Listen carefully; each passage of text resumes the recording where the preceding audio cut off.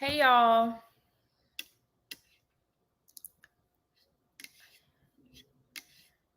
Yes, y'all. Make sure y'all thumbs up the live. I was trying to finish my food, y'all, and then like out of nowhere, I just got a headache. I don't know what the freak just happened, but I just got a headache. So hopefully it'll go away.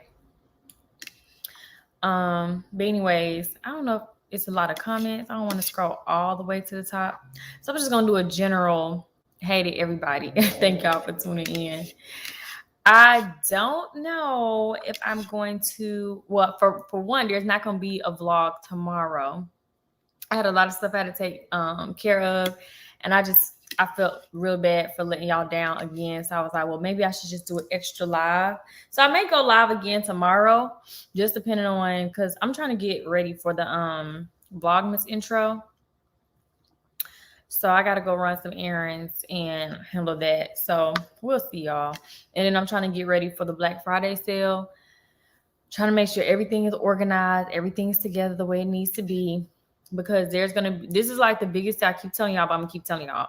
This is gonna be the biggest sale that I've had thus far. I'm doing a really, really big got limb sale. And then I'm doing a sale for Lady Like Apparel. So I just been trying to make sure I got everything in stock, everything organized. So when it's time to start fulfilling orders, everything can go seamlessly. So make sure y'all get y'all coins together and everything will go smoothly. But hey y'all, so I know y'all tuned into the vlog. Or did y'all watch the vlog earlier? I meant to go back and engage with y'all on the comments, but I saw a lot of the comments earlier today, but after like 2 or something, like I didn't see too many more comments. But what I did see was a lot of positivity, and so this is gonna be kind of like a little follow-up. And it'll be probably easier because I was like, I know people would probably have questions or whatever it may be about my past. Some people were like, girl, why you name dropping? Because I can. I'm not gonna talk in circles about nothing that I talk about on my platform, because I'm not saying anything that's wrong. I'm not doing anything that's wrong. I just was telling what happened with my last relationship. But it was just so much that happened. And then since I went live last night, I was too tired because with lives I can just talk to y'all and then it'd be done. And then it's gone, I don't have to edit. But with vlogs, I gotta, edit and then wait for it to upload, wait for it to process, blah, blah, blah. So I just feel like since I already said I was gonna do a part 2, I should just do live version of the part 2 so that I don't have to worry about sitting through another long video for y'all. So yes, y'all, it was really crazy. But like I said, I did go over a lot of it in the book. So if y'all want to just order the book, I saw a few people ordered the book yesterday and this morning.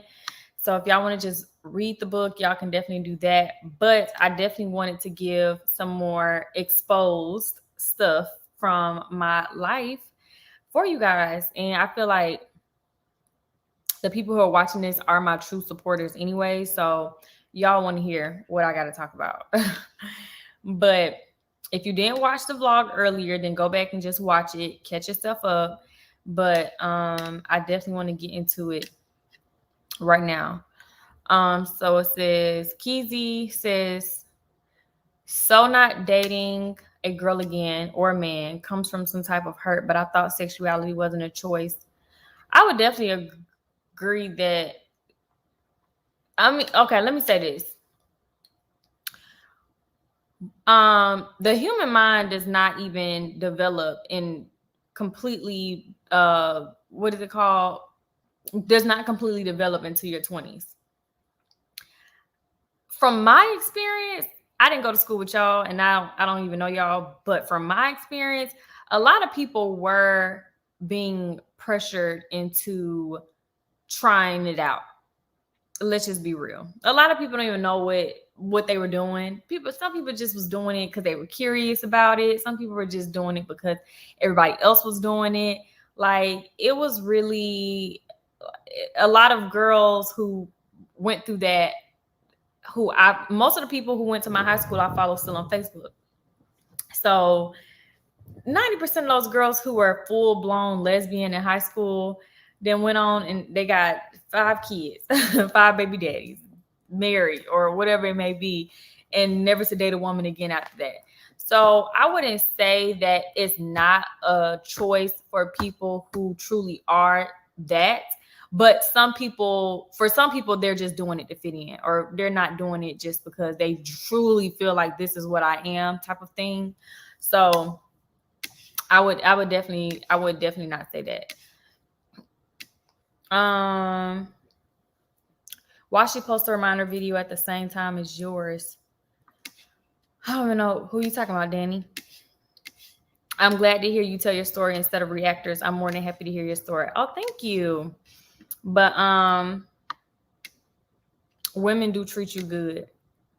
I had bad experience being with both of the girls I went with. So both of them were Aquariuses. I did see people asking me. Both of them were born a day apart, February 2nd and February 3rd. Both of them were very similar in their characteristics. Both of them were very controlling. Both of them were very into self. And yeah, that was pretty much the biggest takeaway that I had from both of those relationships. Both of them were abusive. The first one more physically, and the second one more emotional, mental type of thing. And yeah, Jasmine, it's definitely not taboo. Now, how I got into a relationship with my first girlfriend, it's so weird how it happened because she was a new girl at the school. Now, I went to Frederick Douglass High School first. She was a new girl on a basketball team. As soon as she got to the school, she was automatically put as captain. My sophomore year, our girls basketball team was like top notch in Georgia. So went to the playoffs, winning stuff. Like we had like really good girls on our team. So for her to come in and become captain, everybody was like, "Who is this girl?" And she was short, like she wasn't even tall. So y'all, my head hurt. So, anyways, how I met her. Well, everybody used to talk about her like, "Oh my God, did y'all see that new basketball girl? If I was gay, I'll talk to her. Oh, if I was gay," everybody used to say, if I was gay, all the girls used to play around like that. I never really played around like that, but I did say that she was a cute girl. I was like, "Oh yeah, she's pretty," or whatever. But she was a stud. She used to wear like these gray hazel contacts, and she had like longer hair. She used to keep it like a little ponytail. She was muscular. So anyways, I had cheerleading practice. So one day I saw her at the fountain, and she was like, "Hey, what's up?" She was like, there was a boy we called Ratatouille at our school. I still don't even know this boy's real name, but he really looked like Ratatouille. So we called him Rat. And she was like, "Hey, what's up?" She was like, "What's up? Are you Keesha?" And I was like, "Yeah." And she was like, "My homeboy want to talk to you." And I was like, "Who?" And then she was like, "Rat." And I was like, "Heck no, I ain't talking to him." But it used to be so funny because he used to try to talk to me. And I'm like, "Why are you talking to you?" So anyway, she was like, "Well, just give me your number and I'll pass it to him." I knew damn well she was not about to take the number and give it to him. And I already knew damn well if she did, I wasn't even going to be hollering back. But I did give her my number. I don't know what the heck came over me, but I gave her my number. Because everybody was like already talking about her. And I don't know. I can't even explain y'all if I wanted to, but I gave her my number, y'all.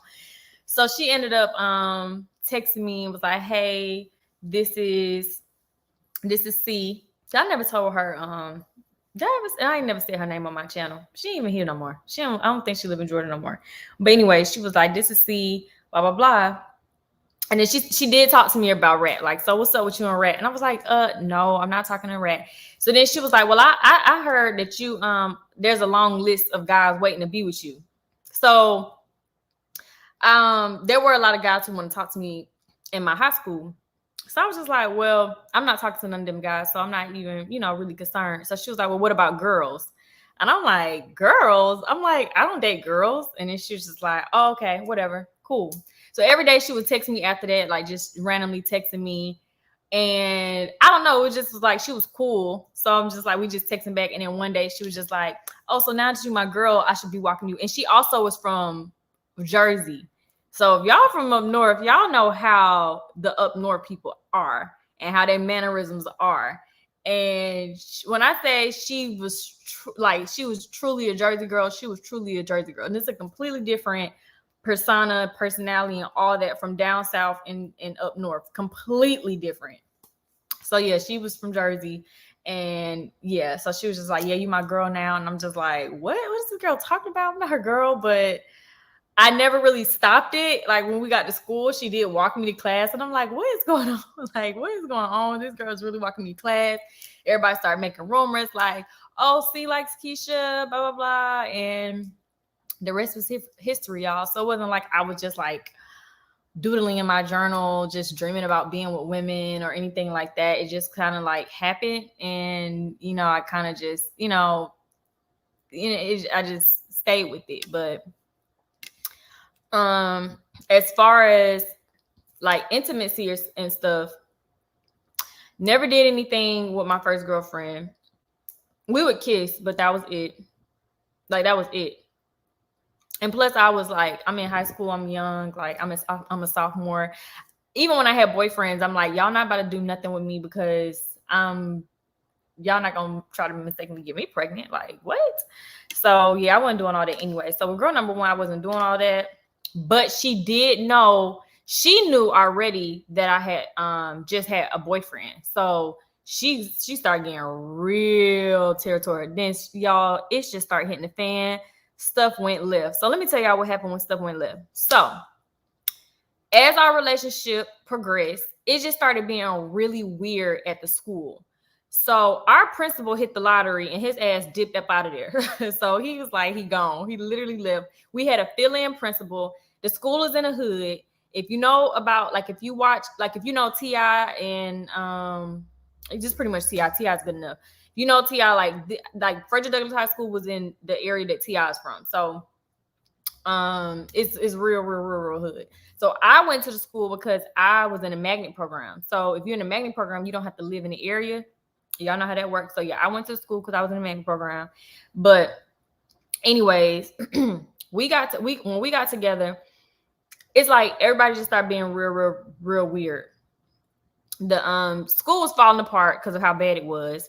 And like my peers were being real weird. Like she started to sit with us at lunch. Now there's a whole senior side of the cafeteria. Like all the seniors sat on one side and then, everybody else at my first high school. So when she started sitting with me, it was like really obvious. Like, okay, why is a senior sitting over here with a sophomore?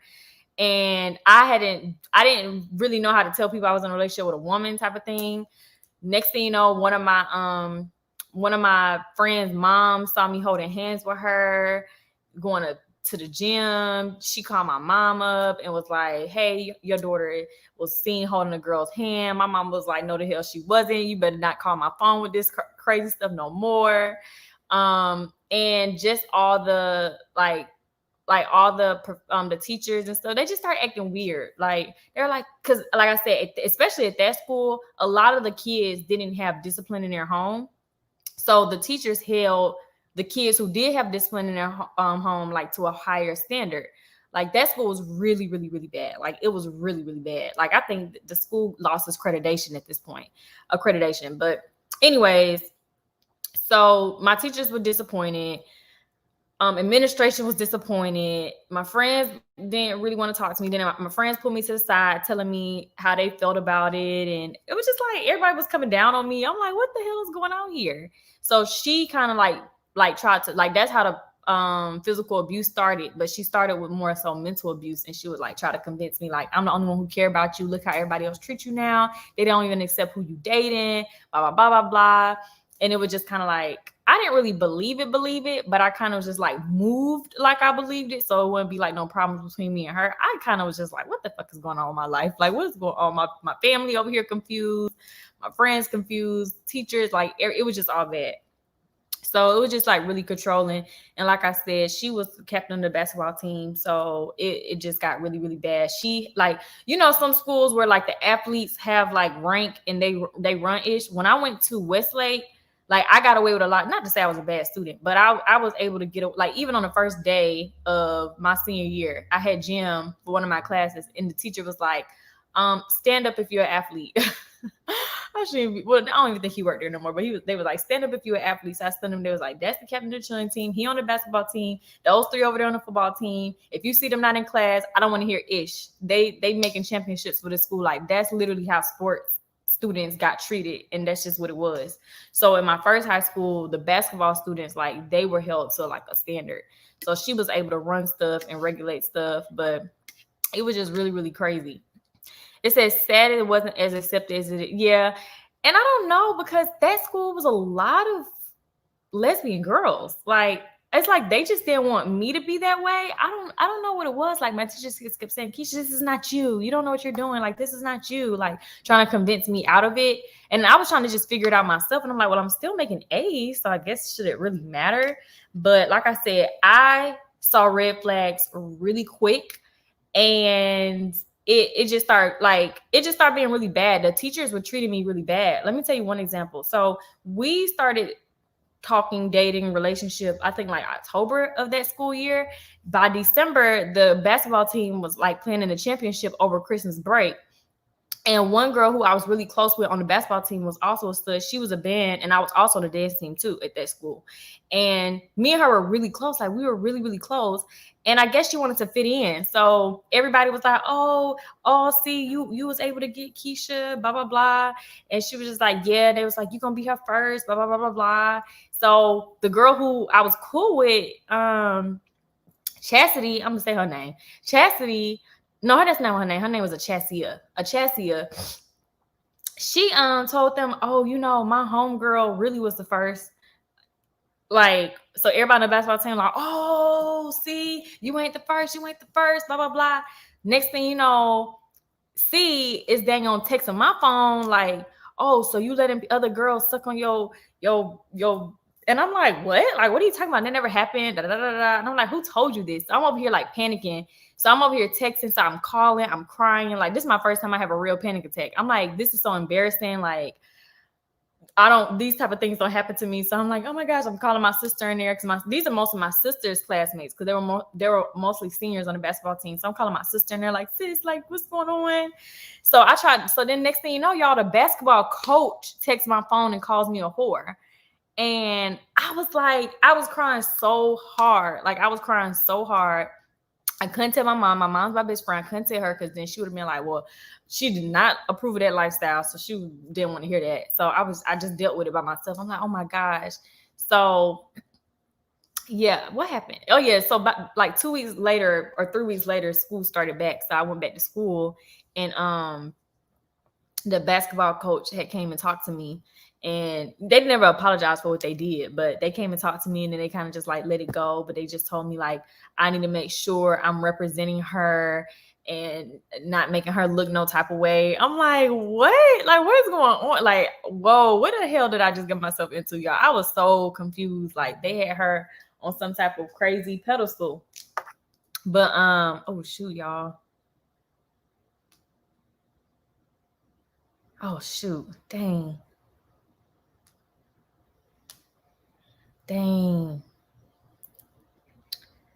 Okay, but anyway, I was waiting back to hear from some news. But yeah, they were just real. They were real sketch. And I don't really. That school was just real bad. They were very unprofessional. And I remember like one of the teachers had came and got me out of class one time. Like, it was just really, really bad. The school was very ratchet. They had bleach balloons every day. They had a police officer at every single lunch table because the kids were getting into a food fight. It was like girl on girl fights, boy on boy fights, girl on boy fights, teacher on student fights. It was just really ratchet at that school. Like, I don't even know how I even made it through. Y'all know how I am. But I was really cool with everybody. Like, I was cool with everybody. But it's just like when that happened, it just was like, I don't know, off-putting to me. Yeah, they did way too much. Yeah, y'all can call into the live. No, that coach isn't coaching anymore. And it's so crazy because she had a boyfriend. I'm like, maybe she acting like this because I'm like, she's not able to live in her truth. Because I always thought that she was gay, but everybody was like, no, she has a man. And then fast forward, like, I think I seen her like a few years ago, and she definitely has a wife now. Yeah, they definitely had metal detectors. Our relationship dynamic was very controlling. Like, she was just very controlling.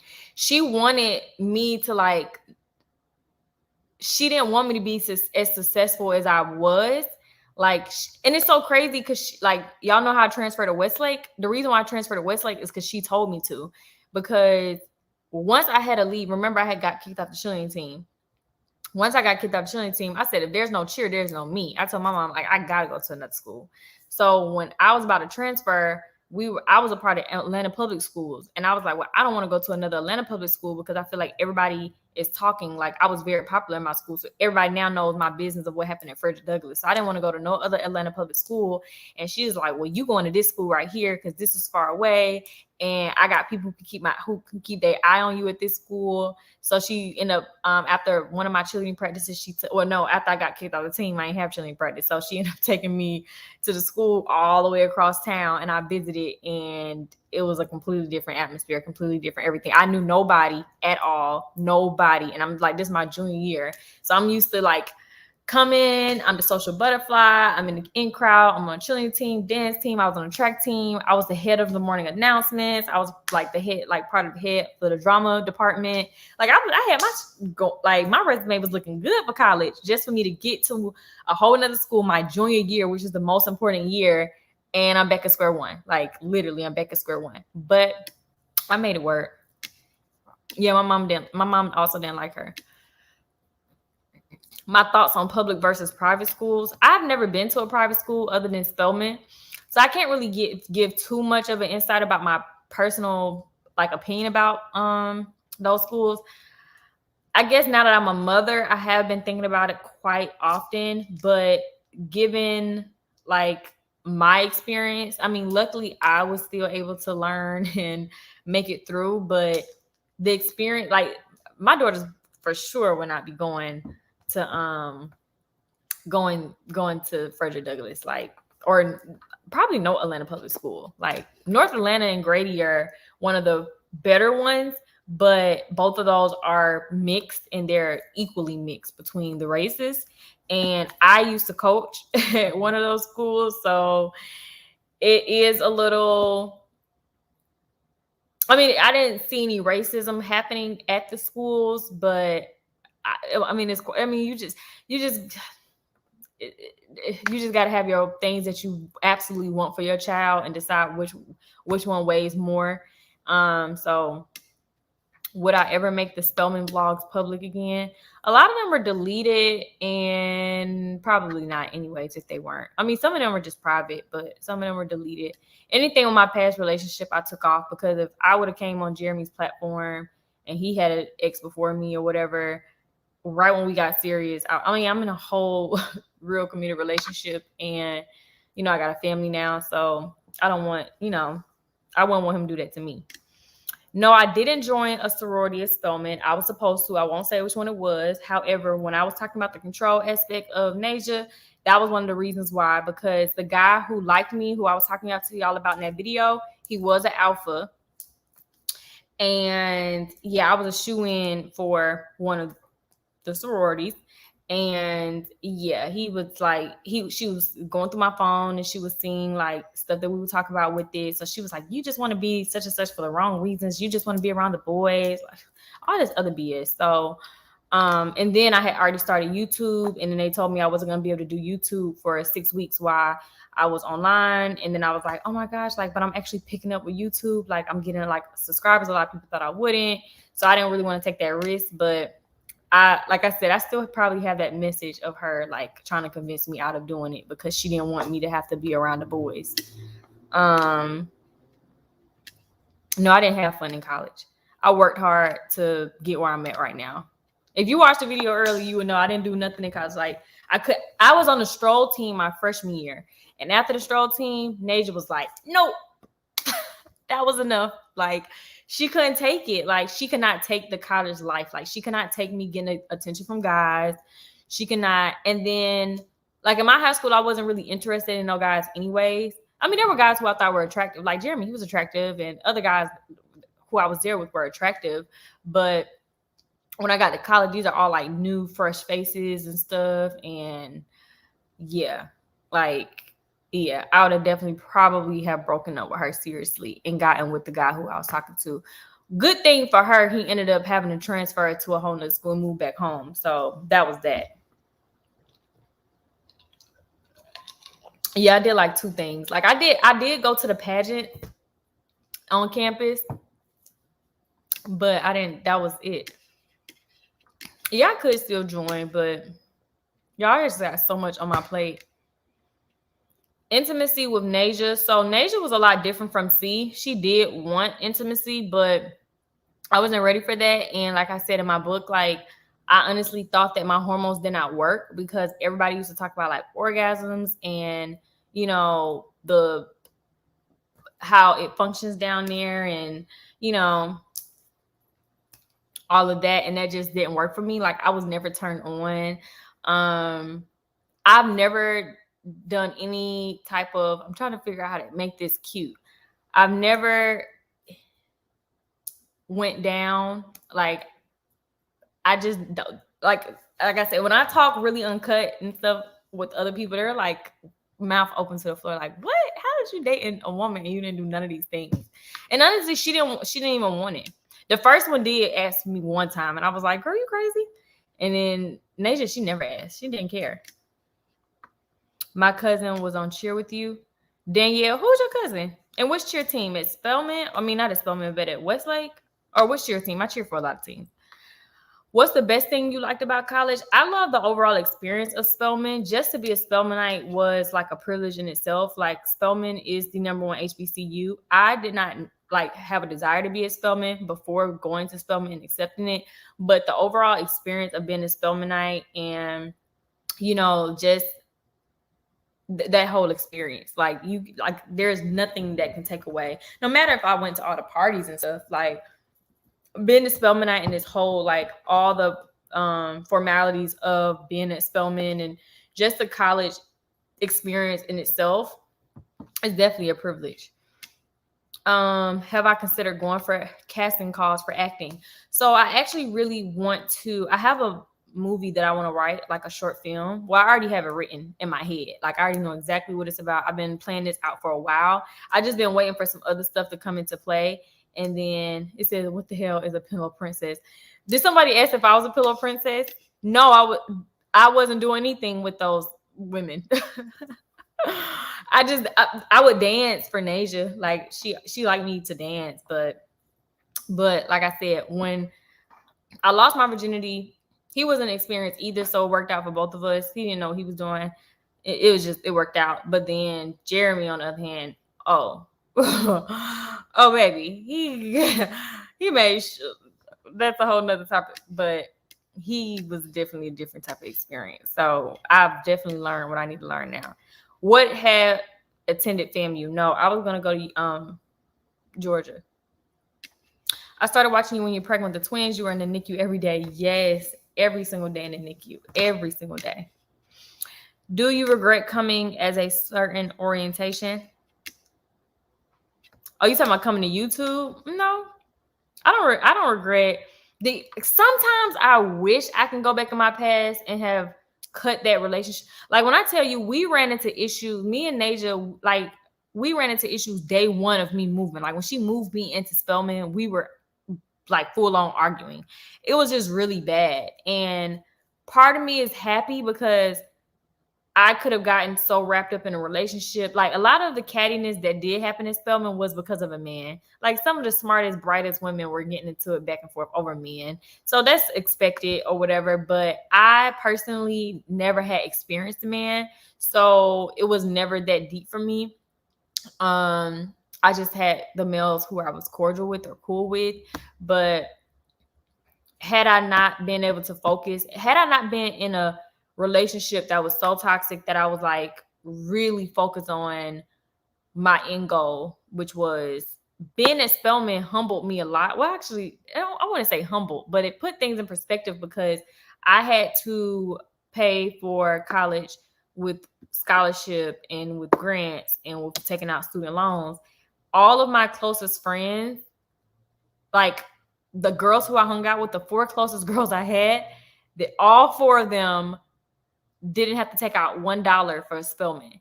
and their parents paid for it all. Like all four of the closest like girlfriends I had at Spelman. So seeing that put a lot of things in perspective for me, because I'm like, I need to be able to do this for my kids. I need to figure out something that's going to ensure that I am able to, from the time I'm pregnant up until they're 18, like have a career that's allowing me to save and establish credit and establish this. So I really focused on that while I was at Spelman.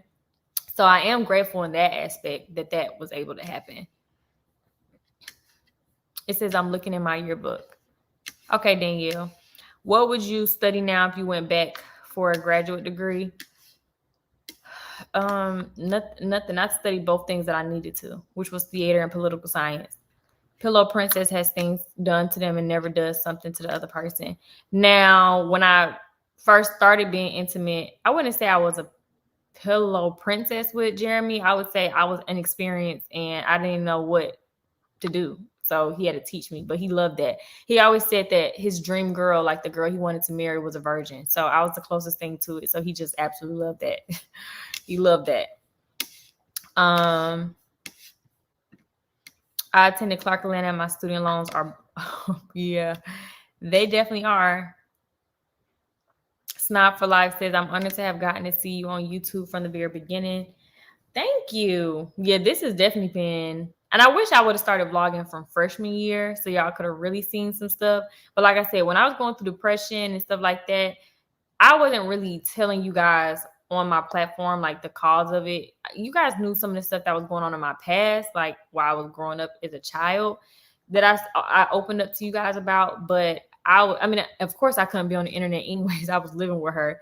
I couldn't be on the internet talking about, hey, y'all, I'm really in a toxic relationship. Like when I tell you I was crying every day, it was like night and day, which I also explained in the book. But it's like, it was like night and day with dating Naja, then dating Jeremy. And by example, it's like, we could have never take like a couple's trip and it just be me and her. Like we couldn't just focus ever on me and her. She always had to have a third wheel. That's why every time y'all saw us on vacation, she always had that guy with us. Every time we did anything, she always had that guy with us or somebody with us. She acted like she couldn't enjoy anything with just having her girlfriend. And even like when we celebrated occasions, like I wanted it to be like where we're celebrating, like we're like, I'm at your birthday celebration, celebrating your birthday, you're my birthday, like we're just loving on each other. And no, like I was disinvited to like almost all of her birthday functions. She would always be like, oh, I just wanted to be me and my friends. Like it was just like always like, well, you don't smoke, you don't drink. And I'm like, who cares? Like I can still, like, my personality is a good one if I do say so myself. I'm not a sour punch or a sour apple, whatever y'all call it. So I just felt like it was just always excuse after excuse. We weren't really, I never did anything spontaneous. Everything was planned out. Flowers were something like only on occasion, on holidays. It was just dry and dull. And like, oh yeah, another thing I forgot to mention in the video. So the biggest reason, well, I was going to tell y'all after I came out the restaurant, but I didn't even pick up the camera. But the biggest reason that we did decide to break up, so remember I told you her ex had wrote a comment under my blog, which I still do have. I did check and see, but I just didn't add it. But yeah, her ex wrote a comment under my blog. We ended up like going back and forth about that. And then once, like, we kept talking about like why we were unhappy. One thing I always told y'all on my platform is that eventually I wanted to be married and eventually I wanted to have kids. One day we were talking about like after that whole ex writing on my YouTube channel, next thing you know, she's talking to me and she's talking about she don't know if she want to have kids. She's talking about she don't know if she want to be married. And I was like, what? I'm like, anybody who knows me knows that's what I absolutely want for my life. So we not gonna work out. Like it's already gonna be hard because we have to plan to be pregnant. And then we have to, like, at that point we would have to do so much to even be married. So I'm like, what are you saying to me right now? So I'm like, we're not even on the same accord with our life goals and life plans. Like we're growing further and further apart the longer we stay in this relationship. So we both said, well, let's just take a break. Let's just not be with one another and just see what happens. So that break ended up lasting for an entire year.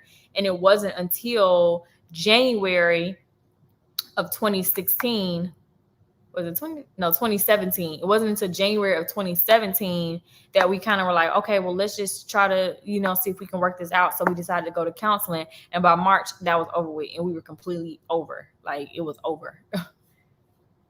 Yeah, she was real cute, pretty Virgo.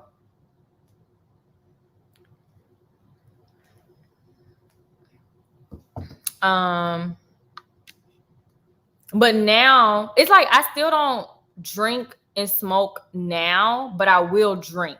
Like, if that makes sense. Like, I'm not a drinker, but I've been able to find my happy balance, so I'm able to do it. And I do enjoy like having fun and doing it, but I just know how to maintain myself.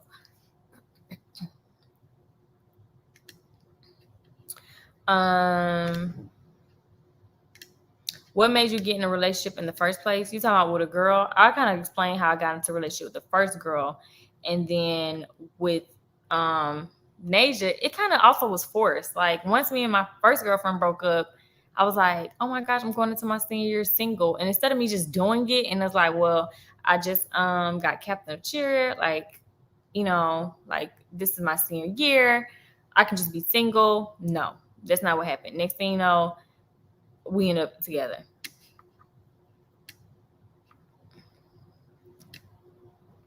Yeah. I tried to drink wine, as y'all saw on one of the lives some time ago.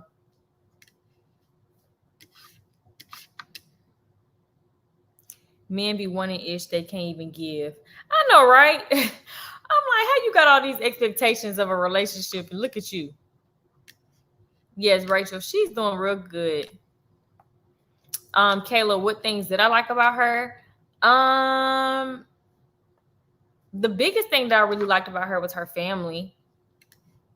Like, well, when we were in high school, she was really funny. So she was really funny, but she skipped class, she smoked, she drank. Like, she was like, even like my cheerleading coach, my senior year at Westlake, she was like, if you're gonna date a woman, like, why are you dating this type of woman? Like, it was like that type of thing. But I'm like, don't judge anybody. She was like, you are like on your way to college, you're about to do this, you're about to do that. Like, why are you dating someone who's skipping class, smoking, and cutting up?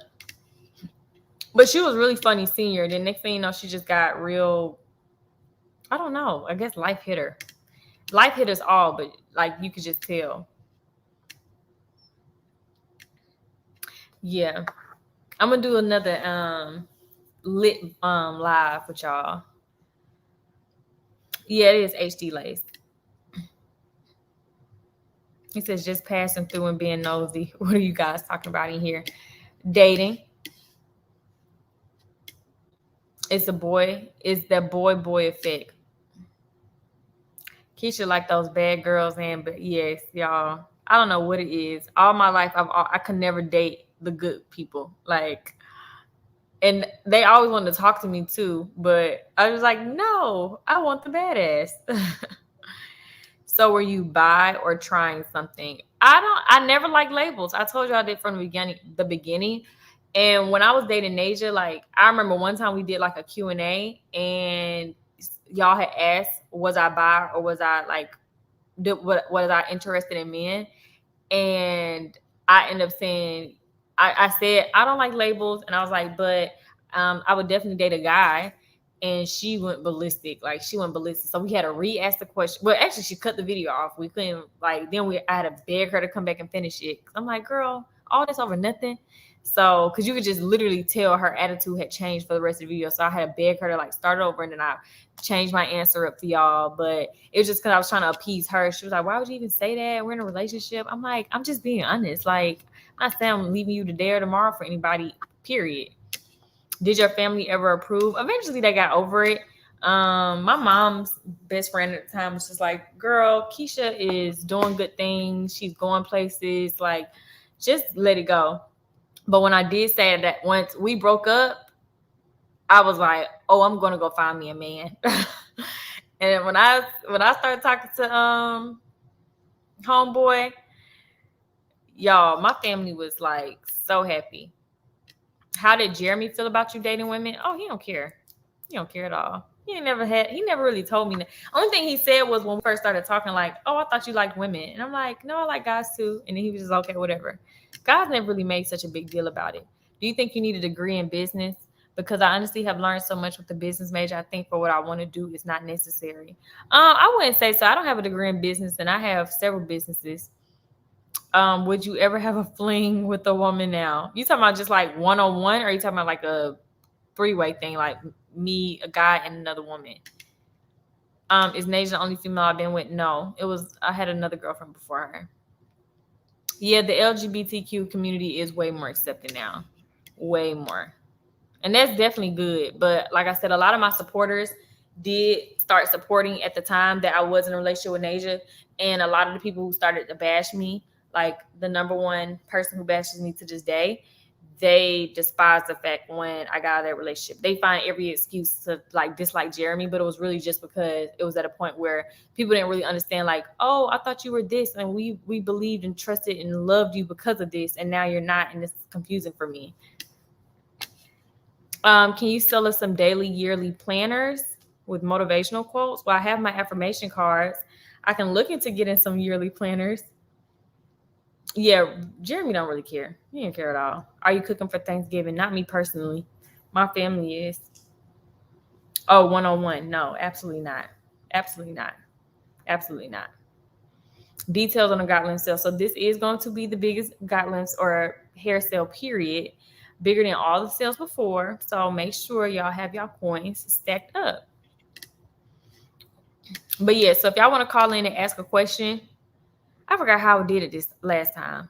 Oh yeah, I had to drop a link. How do I drop this link again?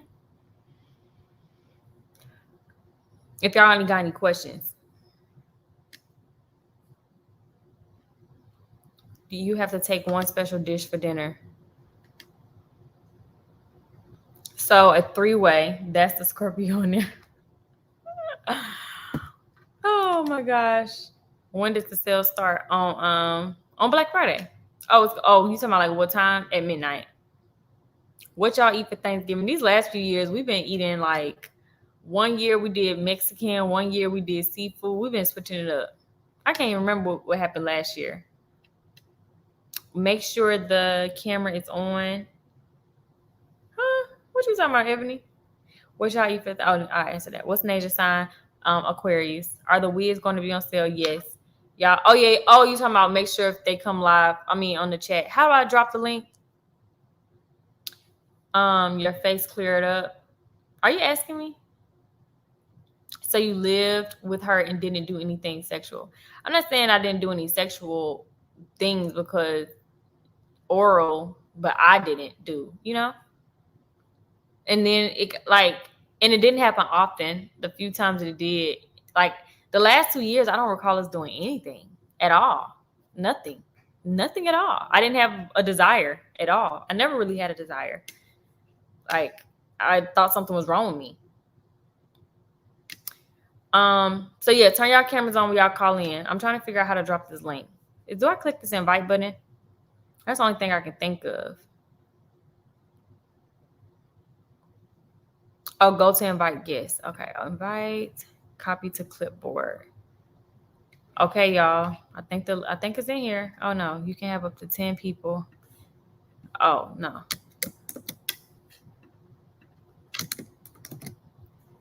Okay. Oh yeah, there it goes. You and a girl should make a dessert for Thanksgiving. That'll be hilarious on their channel. Oh yeah, we definitely should. Don't tell us. Are the young Miami of the family now? Are they have you bringing drinks and ice? Oh no, my family know I can cook. If you were on antidepressants, it makes you not want sex. I was on antidepressants for a little bit. I ended up taking myself off because I didn't like the way it made me feel. Oh, there we go. People back here.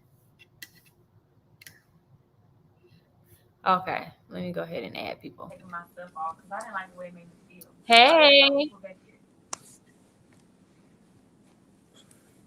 Okay. Let me go ahead and add. Yes. Oh, you can see me. Hey.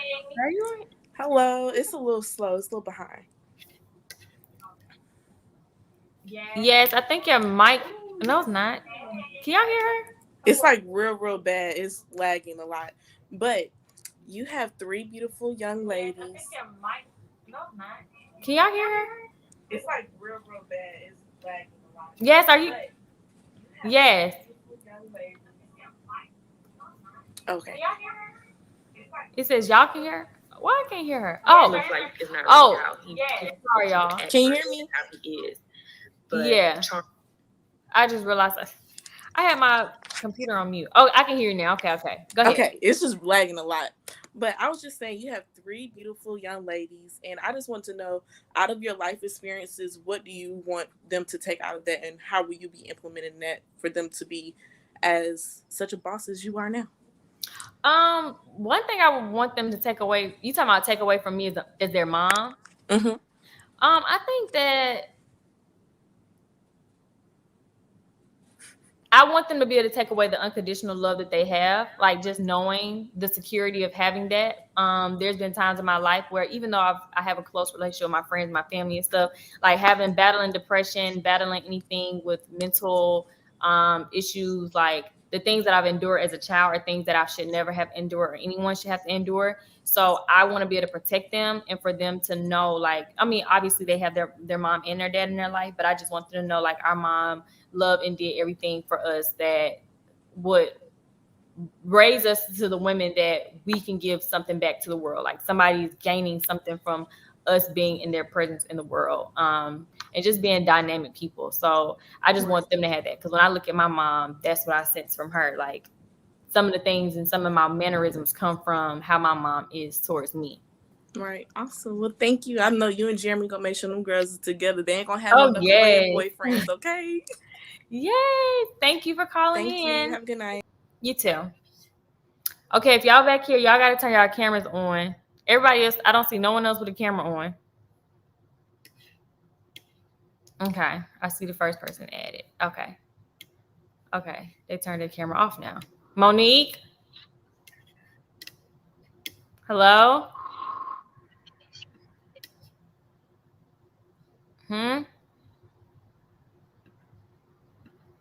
Hello? Okay, I got to take Monique off. Let's go back.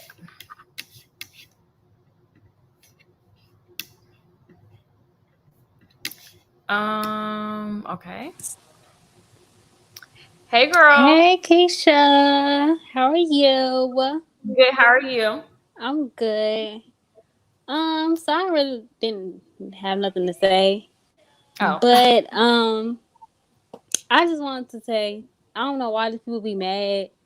I don't know why they keep talking about you, bring you up. Like this whole situation is over and done with. But I feel like you are doing a good job of handling this, and I hope that everything situates the way it does. Okay. Thank you so much, girl.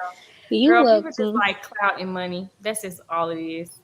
Cause I was like, why does people just keep bringing this up? Like, but Because okay. the bulk of their audience is based off of talking about me. So it's like once you get a fan base off of one person or one thing, it's just like people aren't used to anything else other than that, or you won't get support. So, Right. just weird trolls. Yeah, I'm looking at the comments. Thank y'all saying I got nice teeth. I don't think I do, but thank y'all. And yes, I got a bonnet on because it's 9 o'clock over here Oh and yes, it's girl. time to Trust bed. me. Yes, I understand, girl. But yeah, I hope you have a good night. And I do love the girls so much. They so cute. And how Thank is you. swimming with them?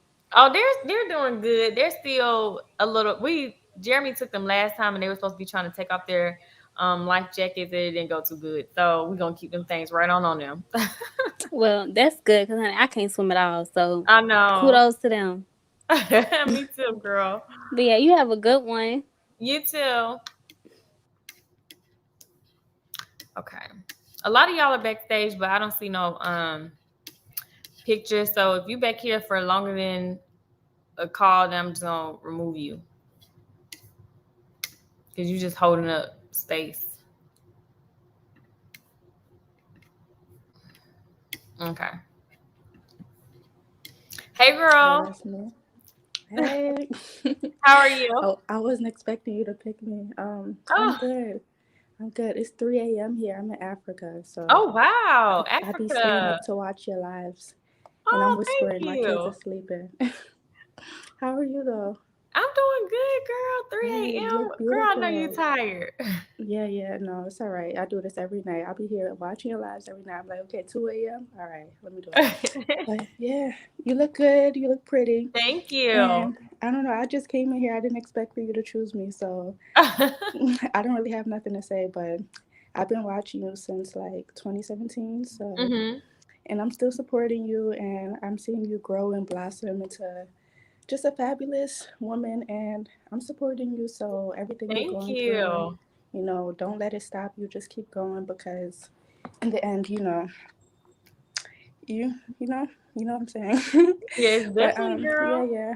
All right, so that's it. I'm in here with my pajamas on. I didn't expect this, Girl, I so got on mine too. yeah. All right. Well, It thank was you for nice talking calling to you. in. Yeah, no problem. Good night. All right, you too.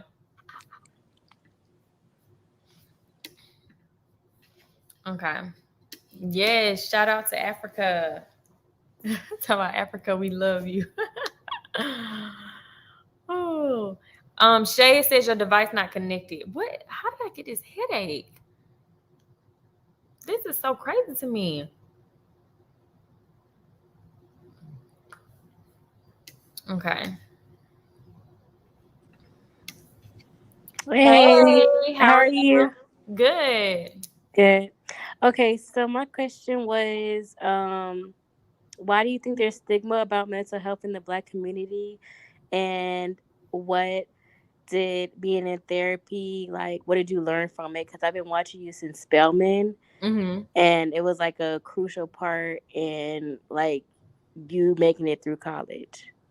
Well, I think there's a stigma because a lot of people um like to say that if you're going through mental health issues, like you're crazy. Like a lot of the um flack that I used to get when I first started my platform is because I was open about my mental health. And a lot of people are like, Yeah. she's crazy, she's this, she's unstable. And it has lingered until like I'm 28 years old now, and people still have like not let it go. And I started my channel when I was 20.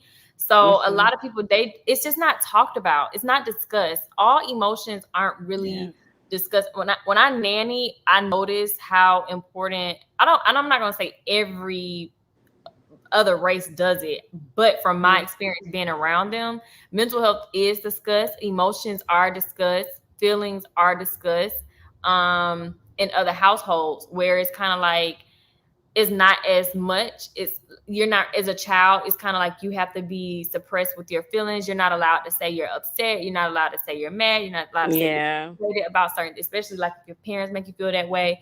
It's not openly discussed from what I see and what I experience. So it's kind of like really taboo to have that. Even when I tell, like, a lot of my friends who come to me and say, oh, I'm dealing with this, and I'm like, you got to go talk to somebody, you got to go have it, and they're like, what? Like, people, like, they will laugh at me if I'm like, what are you talking about? This is your mental health we're talking about. So I Hmm. think that's just what it is. But what I've learned from it is that stress kills, and you don't want to Yeah. be one of these trolls on the internet hurting other people because you have not dealt with self. A lot of Yeah. people like to put off the things and their own insecurities off on other people because they have not dealt with their own traumas, and then they get mad when they see you dealing with yours and moving on from it, because like they're still in that hurt, they're still in their pain. So for me, like, my takeaway is always put yourself first.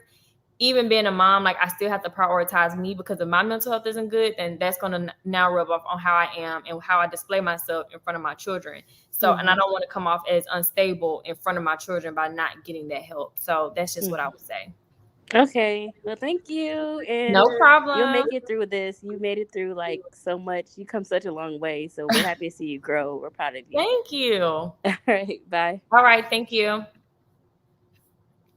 Okay. Next question. Oh, Hey. hey. Oh, I didn't even expect you to pick me. Oh my gosh. But I've been watching you for like the longest time now. But my Mhm. question is, what's some advice you will give the girls, like, without them even asking, like, what's some, like, will it be like business advice, relationship advice? Like, what's the advice that you wanted somebody to tell you that you're going to pass on to the girls?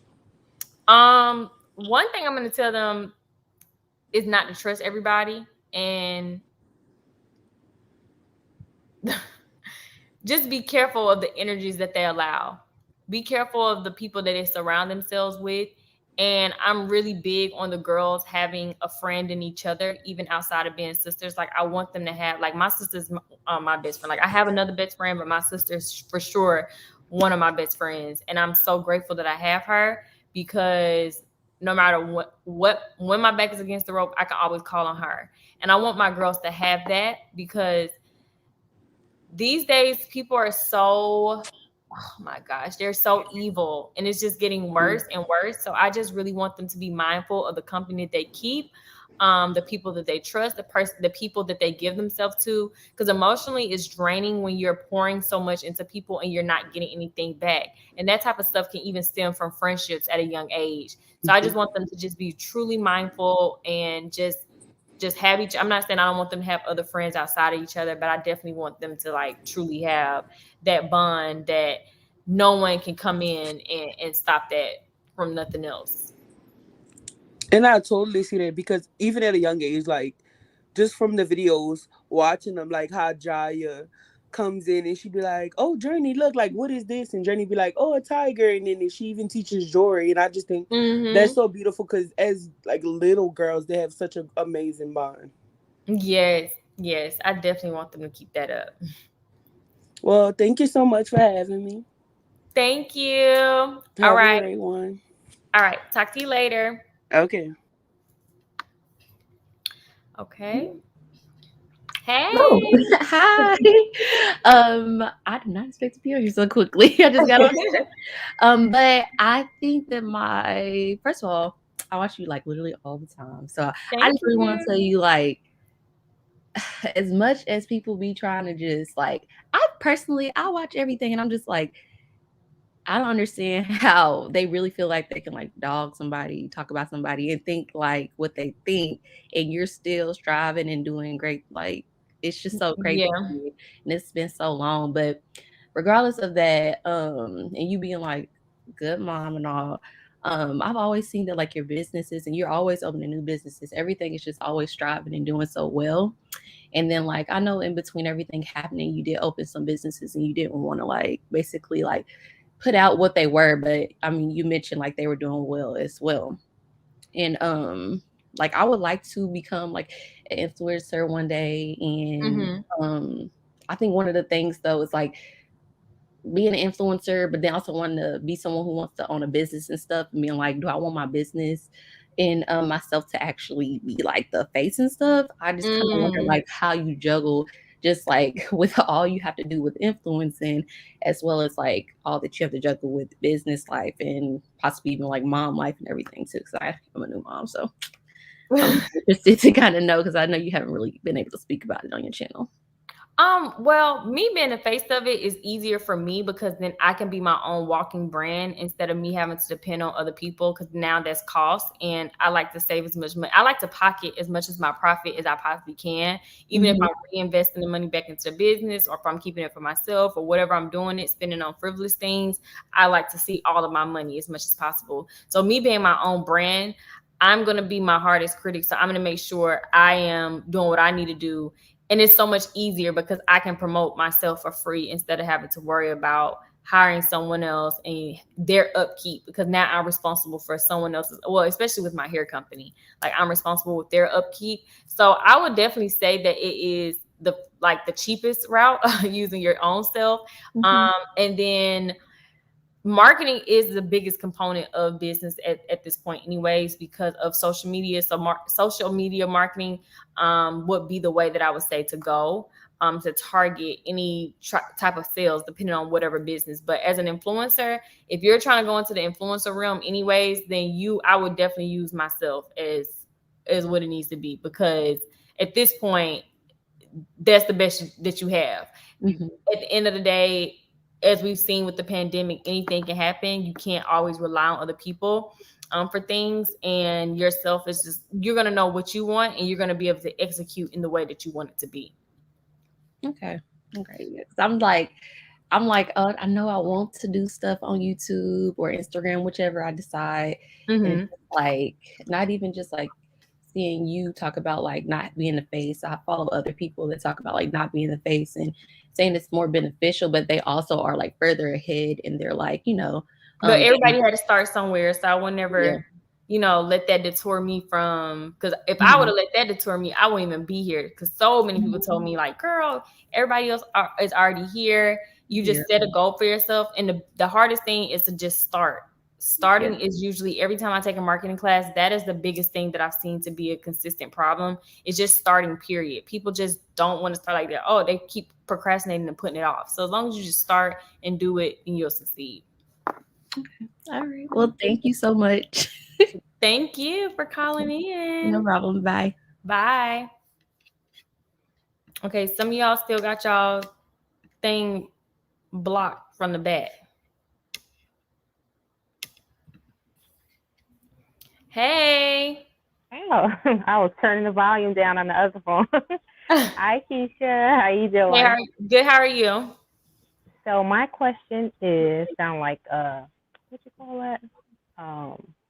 Clubhouse. My question is, it's business related as well. So I'm an entrepreneur as well, and I remember in like 2 of your previous blogs, you had mentioned and showed the guy that was helping you with your business funding and stuff like that. So I wanted to ask, like, what are some things that help you to build your foundation so that you are eligible to get like the funding and stuff like that? Business funding and eligibility just is more so off the longevity of the business, how much you get approved for, the credit process. A lot of people don't have separate business accounts for their businesses, so then it hinders business funding for the business in itself. So even if you're not preparing your taxes separately from your business, then that's also a hindrance, because that's the only way. Like, everything business-wise should be separately done, because you should look at that like as its own separate thing outside of you. So establishing your business credit is easy. Literally, all you have to do is go like, you can, even if you open up a debit card to start your account, having a business debit card establishes your business credit once the transactions and stuff are going through, and whoever you have that debit card through will be able to establish you a line of business credit. So like a credit card or anything like that. So you can also get business funding through your personal accounts. It may not be as much, but it will still be able to qualify you just for if you're using expenses for your purpose, for your business purposes. Right.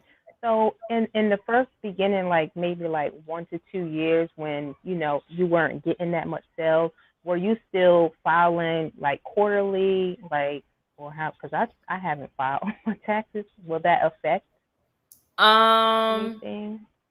Or you not? When I first started, I wasn't, I didn't understand how business taxes work. So that's why I ended up having to be an accountant, because I had no idea about the whole quarterly thing. I'm so used to like tax season means the government is about to give me some money back. I'm not understanding that there is a percentage of money you have to pay back if you're an entrepreneur every single quarter of the year, or you're going to have to now pay the IRS back. So it wasn't until after you make a certain amount of money. And that's kind of like what differentiates like Republicans and Democrats when it comes to the financial aspects of things, because both parties believe in a different way that rich should be taxed. Not to say I'm rich or anything, but once you make a certain amount of money and you're in a certain tax bracket, there's a way that Democrats feel like you should be taxed, and there's a way Republicans. So Republican people feel like we want to be able to keep all our money. We don't want to have to keep putting our money back into programs such as like Section 8 or food stamps or Medicaid and stuff like that. Whereas Democrats feel as though if you make over a certain amount of money, you need to be paying for everybody else. So it's kind of like, that's like a sticky situation when it comes to that. So that's why we're paying quarterly taxes anyways, because there's like, it hasn't been no official agreement or understanding about it. But depending on whoever is in, who's sitting at the party and voting in the policies, is depending on how much you will be paying quarterly and how that tax will affect you and benefit you. Like, for instance, even with them trying to write off the student loan debt, the Democrats are feeling like, well, if you make over X amount of dollars per year, your student loan shouldn't be forgiven. So I think it was like if you make over like $200,000 a year. So it's kind of like it seems like it's not that much money until you are making that much money, and then you start realizing you're screwed out of every single thing. So with that being said, had I known what I know now, I would have for surely been taking taxes out to the side, or taking a percentage of my taxes out to the side and paying it quarterly, or just keeping it in a separate account and then paying it when it's time to file taxes. But I didn't know that. So that's how it's kind of like, now you got to pay all that percentage all at once. And it can be a lot of money. Right. Okay, I get it. Did he also recommend like net 30 account to help to build?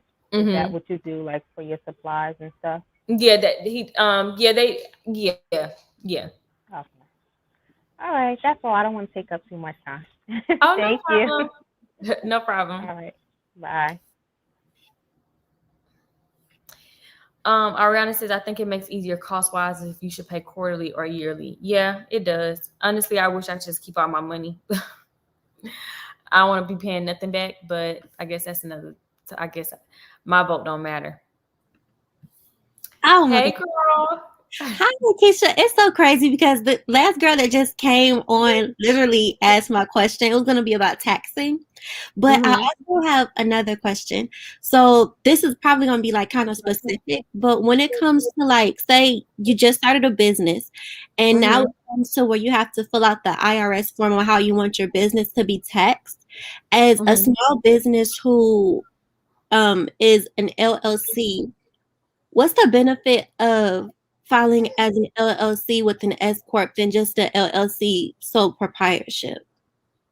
It's really not much of it's really not that much of a difference between that. The LLC as a whole. So a sole proprietorship just means that when you're taxed, that when you're filing your taxes, you're pretty much just establishing that you are solely owning the business. So all taxes are falling on you. Whereas if you have a joint or a partnership, then it can be separated. It really doesn't matter though, because once you file your taxes, none of that really matters. They just want to see your business funding get written off somewhere. Me personally, like I said, if I would have known what I know now, then I would have separated my business taxes when I filed from my personal taxes. It would have been two completely different things, because the percentage of earnings are, well, it also just depends on what your wants and needs are in life. So if you want to buy a home, or if you want to do certain things like that, then I would preferably say and recommend to separate it. Then and that's something I do want to do. So if you do want to buy a home, because if you do pay your quarterly taxes, then that can help out as well. But there's so many different things that you can get and apply for. Like you can get all your cars and all your houses put in your business name, so you don't have to worry about it, or you can get it established for your kids instead of that way. So it's kind of like different things that you can do to try to make Uncle Sam not have to target you so much for all that money. So that's what I definitely would recommend. How long did it take you, or did you, like, right when you started your business, did you immediately get an accountant, or did you? No, I didn't. I had came on my channel one year and I was like, hey, y'all, I went to go file my taxes and they said I owe $45,000. And one of my subscribers reached out, and she actually worked she works with an accountant, and they were licensed with that, and that's when they contacted me and refiled my taxes for me.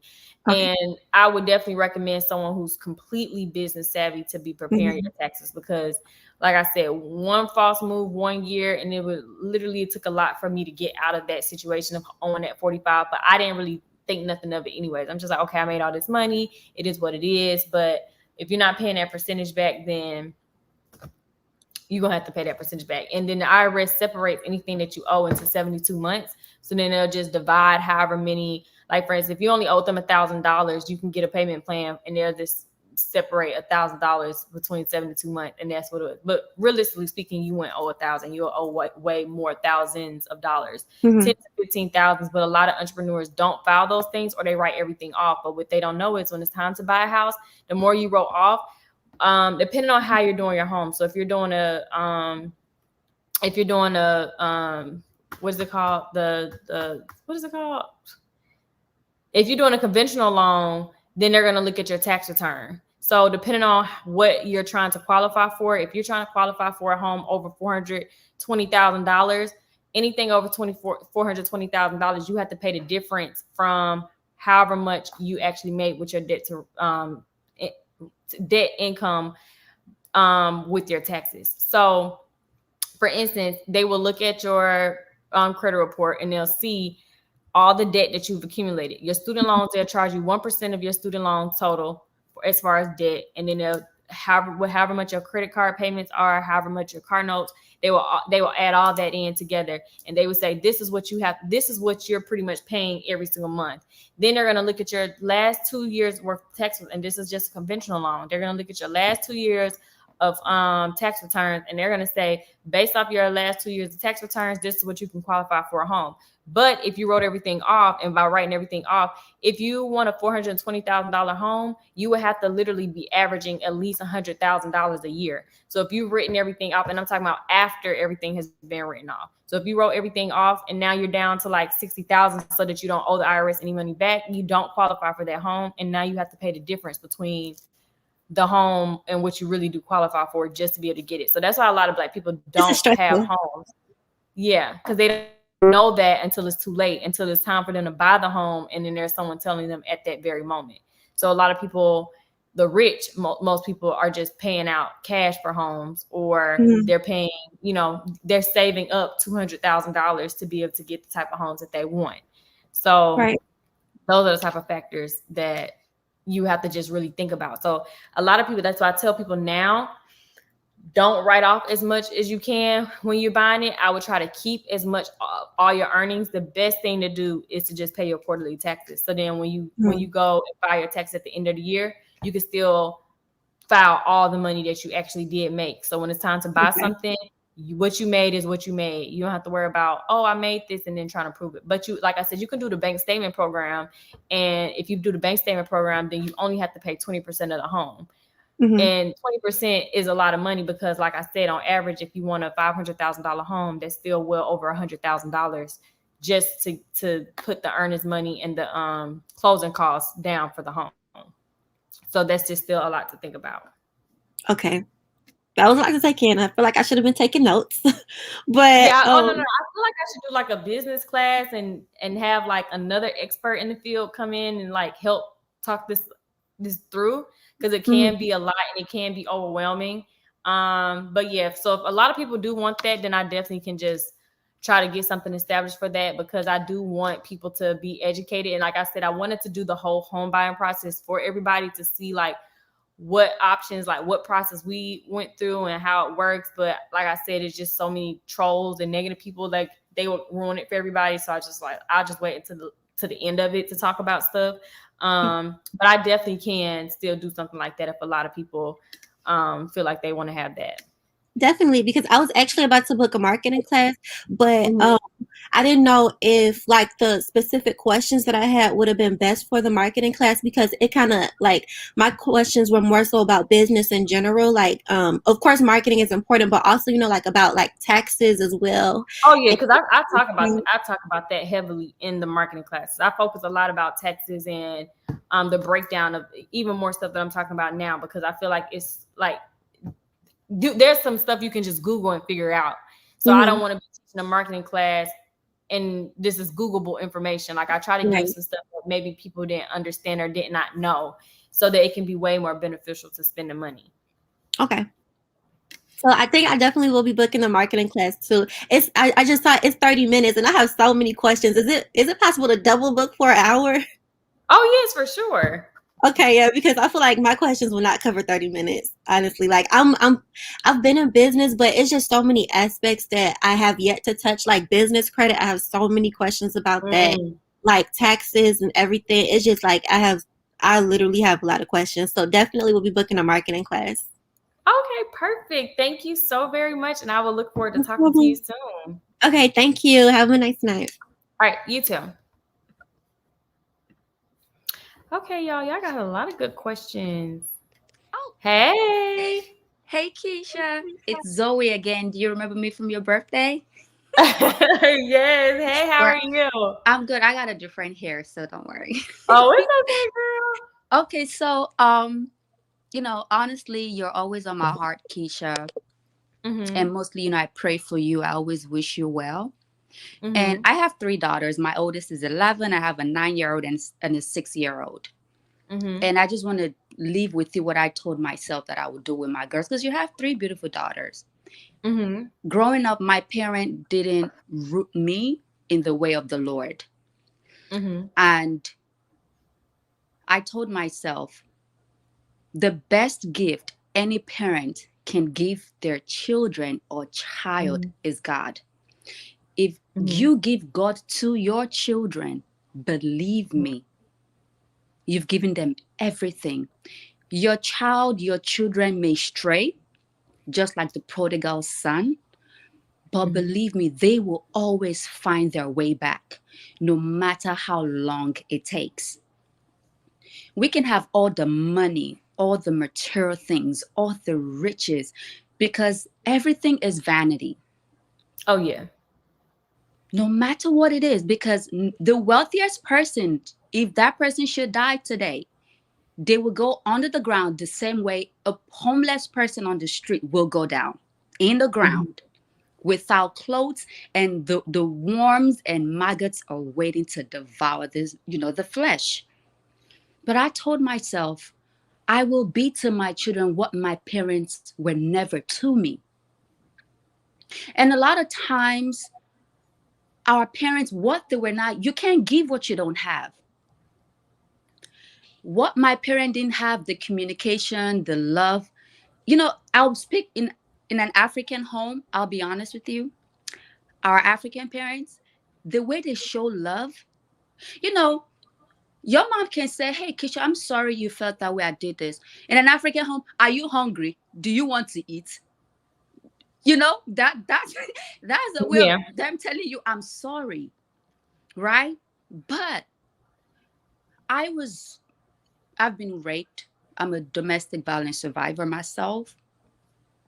And I said one thing: if only my father gave me the genuine love that I needed, if he told me he loved me every day, if he paid attention to my emotions, because I was listening to one of the caller that you were talking to, and and we're talking about mental health.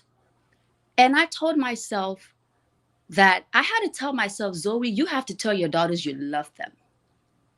You have to listen to them, you know, talk to them, make them your best friends. And my 11-year-old daughter, I talk to her. And there are times I had to create that platform. She could come to me and say, Mom, you're doing certain things.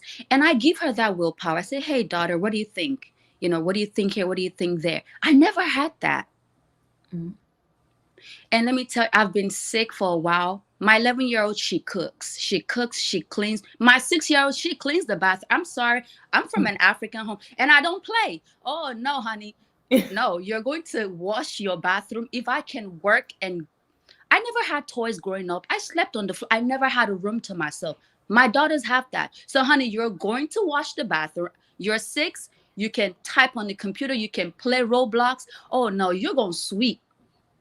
And I see the benefit now, because days where I'm down and there's nobody to run to, my daughters, they come and they help me. They pray for me.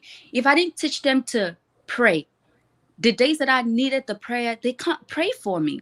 And there are times, honestly, our children, it's the covering over their lives that covers us. Mommy, I pray God bless you. And yes, God will bless you, because those children, they're God's children. So my advice for you, and one thing, I never talk without talking about God. I'm nothing without God. I'm absolutely nothing. And I just want you to pause, look at your life, look at the pattern of everything that you've been through, and just sit. I know you go to therapy. I know all of this, but I want to give you one scripture to Exodus 14:14. The Lord will fight for you and you shall hold your peace. When you put your battles in your hand, you're telling God, I don't need you, and you will always lose. As human beings, we will always lose any battle we try to fight ourselves. But ask yourself, say, Lord, I know, and I thought about when I thought about it, I thought about Sarah Jakes. I just thought about her. When I think about her, as I think about you. I don't know why, but ask God. Say, Father. It is one thing to know God and have a relationship with God, because let's be honest, if we have a relationship with God, a lot of things that we're doing, we will be living according to every word of God. Yes, we fall short of the glory of God, but if we really are intimate with God, we have a relationship with God, a lot of things in our lives, we will not be doing it. Or a lot of mistakes that we make, we won't go back to it, because if we say we love God, and I'm sorry, and I had to learn the hard way for a very long time. I was always saying I love God, but yet I was, fornicating. I said I love God, but I was still going outside. I was doing things that broke his heart. And my life, it was a storm. It was a constant storm in my life, Keesha, a constant storm. And I had to step back and say, Lord, not my will, but let your will be done. Because anything I acquire outside of you will never give me peace. And I never had peace. And don't forget, even as a child of God, the enemy will try you. But the good thing is, if your life is in alignment with that of God, I don't know, every time I'm always led to talk to you in this manner. I don't know why. Whenever God tells me to speak, I have to. Because it might not be for you today. It might be for you in the future. This that we're saying today, it might be something for you down the line tomorrow, And I know that you're someone that loves God. And I can tell you genuinely do. But one thing that I tell people, honestly, we cannot be lukewarm Christians. We cannot seek God halfway. We need to put in the same amount we put into our hustle and every other thing into God. And for the sake of my daughters, I had to fix my life. Mm-hmm. I told myself, the way I dress, the way I talk, the things that I do, I had to align myself. I had to make a lot of sacrifices, but I know that in the end, it is worth it. I want my daughters to be better than I ever was.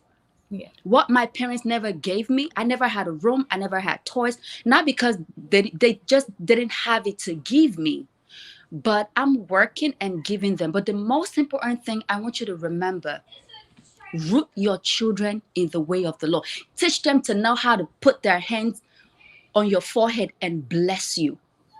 And say, Mommy, teach them to know how to pray. Teach them to be warriors. Believe me, there is nothing in this world that can ever take the place of God. No matter the money, the wealth, there's always going to be that emptiness. So Keesha, ask yourself alone. Say, God, this is my life and everything. What are you telling me? Because God might be telling you things that you're not paying attention to. You're not listening to him. So ask him, everything I've been through in my life that is still going on, there's a reason. Nothing just happens. Never. Why am I going through everything? What do you want me to do? When you start to tell God, what do you want me to do? And there is nothing you give up for God that you will lose. But you have everything to gain in the world and lose Christ. So I tell people, I'd rather lose the world than to lose Christ. Because believe it, heaven and hell is real. At the end of the day, these two things are real. So you can't miss, if you miss heaven, you can't miss hell. If you miss hell, you can't miss heaven. And I know it's not everybody that would like what I'm saying right now. And I tell people, hurt me with the truth, then destroy my life with a lie. And it's someone that I don't need anything from you, Keesha. No, but I genuinely love you with the love of God, agape love.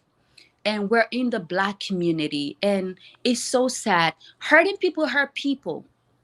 The devil is at work, is a confusionist, and that is what is going on in a lot of people's lives. People need help. People are so broken, so dumb. A lot of people is their childhood. But one thing we say in my country, even if your parent did not raise you well, at some point in your life, you need to fix your life and raise yourself well. Yeah, I agree. So, and for a very long time, I stopped playing a victim in the sense that, okay, what I went through, now I started to testify onto the goodness of God. Yeah. You know, I can relate to a rape victim. I can relate to a homeless person. I can relate to someone who, you know, was abused in marriage. So when God sent people my way and I tell them, I try to use my strength and I failed and it backfired. But the moment I let go of myself and I started to let God, believe me, everything started to work out for me. You know, and I know there's a lot of things I've been through. People come my way that are going through it, and I just encourage them that this is how I went through it. God helped me through it. Sometimes we go see therapists, we take medications. Those things still don't work. It might be for that time, but once you leave that room, and then it's like everything comes rushing back. Yep. So I had to say, God, you know what? There is no amount of medication or doctor. I've never been on medication, but a doctor or nobody that can help me but you. But when we start to go to God and say, Lord, ask him, why was I born? Everything I've been through, what is it for? Because when you start asking God that question, and it's one thing to ask God questions and be willing to listen. Sometimes we ask for answers we're not ready for. But honestly, go to God, ask him, seek his face. What is my purpose? Why am I going through all of these things? What are you trying to tell me that I'm ignoring? You know, and that's one thing again, like I said, I do love you with the love of God. And I want you to every day, Keesha, hold on to God. Like, take God very seriously. Very, very seriously, for your sake, for the sake of your daughters. And believe me, no matter what you go through, this too shall pass. Remember that in the word of God, this too shall pass. You know, so I want to say, God bless you. God bless your family. You know, I don't need anything from you, and all I have to give you is the love of God from our heart. And I pray that may God continue to prune you. May God take you to a deeper dimension of him that you've never. May you encounter God in a way you have never in your life. And I pray that every time you go in the word of God, that God opens your eye, your spiritual eye. He opens you up to see things of him. He opens you up to that level of intimacy with him, because your true peace, Keesha, will only come from God. Your true peace cannot come from anybody. The arms of flesh will fail you, Keesha. Your children will fail you. Your loved ones will fail, but God will never. He will never fail you. But if you put him first, you put him first. The last time I gave you Matthew 6:33, seek ye first the kingdom of God. All these things will pass away. No peace will come from anything you have but God. If God is absent and you have everything, that void will always be there. That hunger, that thirst, that restlessness will always be there until God is number one. So just remember that. I know the next time you be alive, if I'm led to say something, maybe I'll just say, hey, Keesha, I love you. You know, how are you doing? And, you know, my YouTube channel name is Zoe Larry. And I follow you on Instagram too. So, hey, if you want me to be dropping maybe scriptures, you know, I can do that. If I'm led, I can drop you scriptures. You know, we're supposed to look out for each other. I don't have to know. You don't have to know me. It could just be, hey, God bless you. And it changes somebody's life forever. You know, it could be a scripture that will help you in a storm to come, or maybe in the storm that you're going through right now, you know? So I just want to say, God bless you. I know, you know, I took a little, you know, a lot of time, but maybe there's somebody in the comment section that also needs what I'm saying right now. You never know what people are going through. So thank you for sharing your platform with me. I don't know, maybe I need to start doing that, just sending you scriptures. Yes, okay. Thank you So so you know, much. it's Zoe Larry. I will send you scriptures. Hopefully you see my DM, you know. You read the scriptures. You know, I'm not saying you don't have a relationship with God, but we can always be better. You know, we can always do better. You're not perfect, no. But you can tell a good person when you see one. You could tell someone with a good heart when you see one. And believe me, your destiny is great, because if it wasn't, you wouldn't be noticeable. Nobody would notice you. Yeah. But also, we have to realize, when do we stop making mistakes that can be avoided? Mm-hmm. And we can only do that, honestly, when we start to align ourselves in the will of God. Remember, you can know God, but not have a relationship with God. Because to know God is to live according to his will. Yep. And do the will of the Father. Because God is blameless, he's sinless. So where there is sin, there is no God. Where there is God, there is no sin. That is how I weigh things. Every day I'm still walking, still learning and growing in Christ. So I'm just sharing it here. So I love you, but God loves you more. Remember, he cares more than you do. He cares for you. You're special. You were blessed. You're Thank a you so phenomenal much. woman. And you work hard. So, all right. I'll talk to you soon. All right. Thank you. Bye. Bye. Okay. Let me. Woo, Zoe. She just put a word on us, y'all. That was definitely needed. Only got 3 more people. Let me go ahead and add these last few people. Hey. I first want to say happy holidays. Happy holidays. Happy holidays. Comments and Merry Christmas, because I won't probably be able to get on here. I don't know if you went doing it again, but so I'm a single mom of 2. Just got out of a 7-year relationship that started to get emotionally and a little bit of physical. So thank you, Zoe. I needed that. I got emotional. I had to pull it back together. I'm like, okay. But I have no family, no support, and I'm learning that everybody put on social media, all the influencers and stuff, not to you or anything, but in these marketing gurus, oh, you could just start a business and boom. It's not that easy.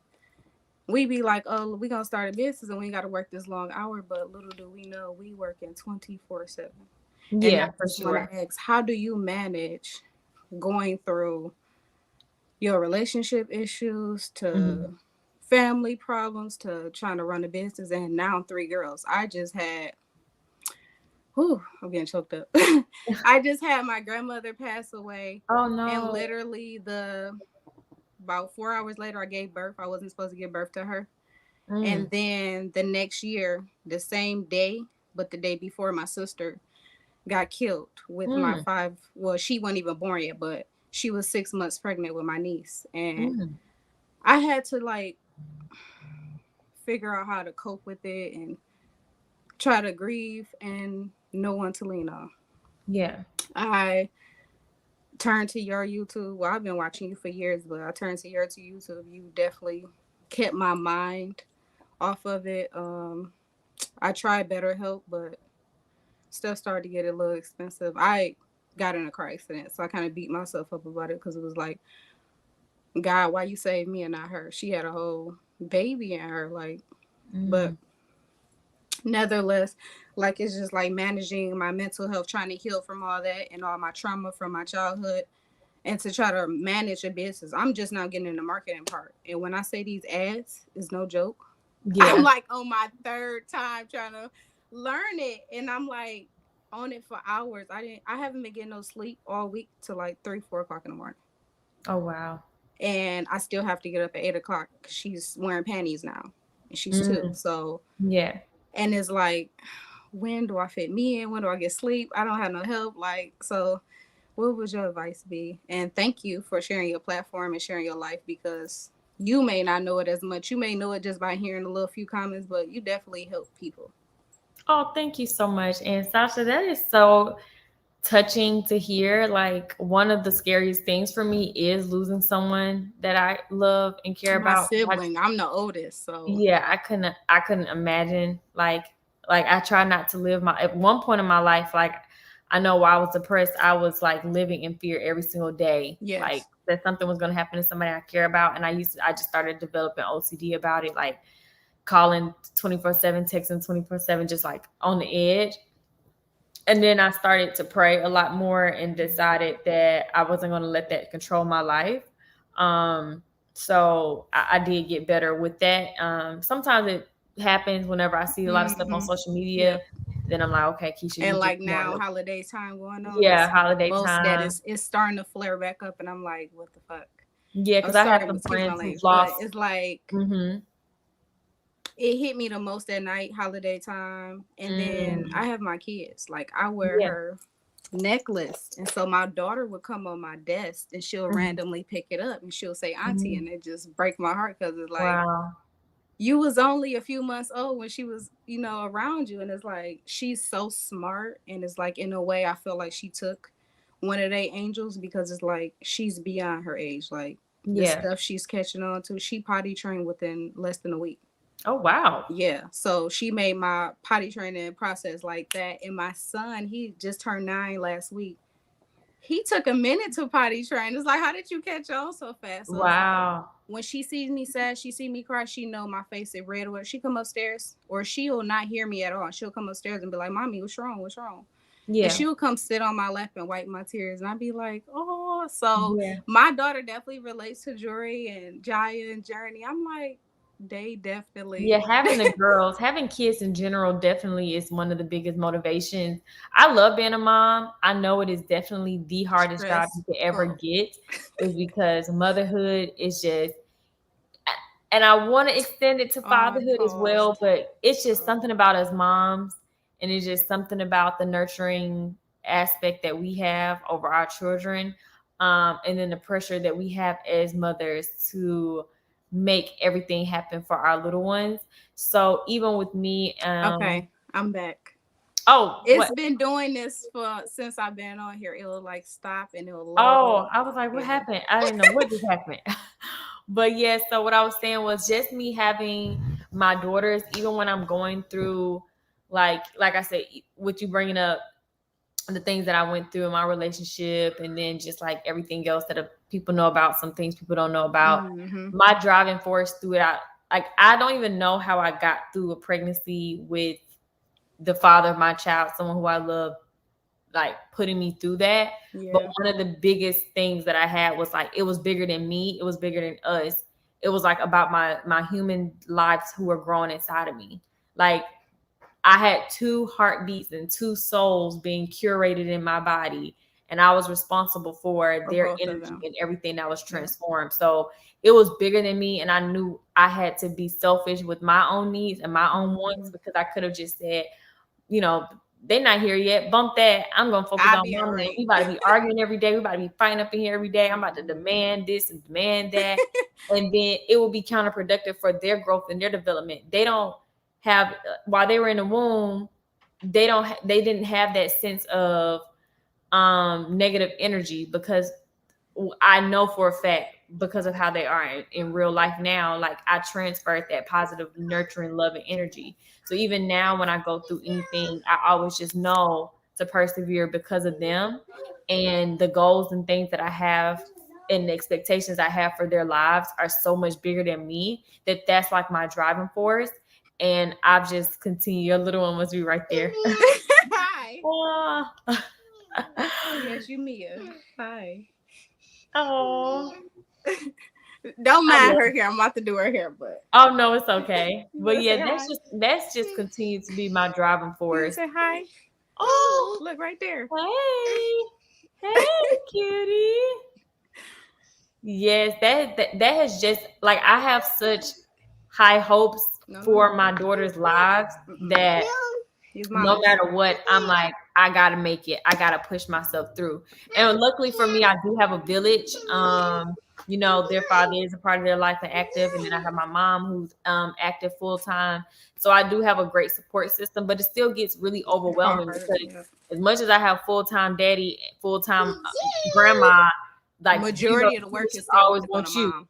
Like, so when mommy's here, it's like they don't care about none of that. Like they just want mommy, and I still sometimes have to multitask. I have to work, take my calls, and still tend to the kids, and that's just all she wrote. Like there's I'm getting a lot better with my overwhelmness. Like I moved her room downstairs to my office. I moved my office up here, and I'm like, it's about that time for that transition, because you kind of, it's not her but per se, but it's her being a baby. It's cutting into my work time. I stay up late, and she see me up, she see the room light up, she's up, she's party time. I'm not going to bed. So yeah, I got her sleeping schedule down packed finally, but it's like I started to get that separation anxiety because of so much grieving, and she is breastfed. And like when Mm. I was in the delivery pushing her out, my body was rejecting all pain medicine.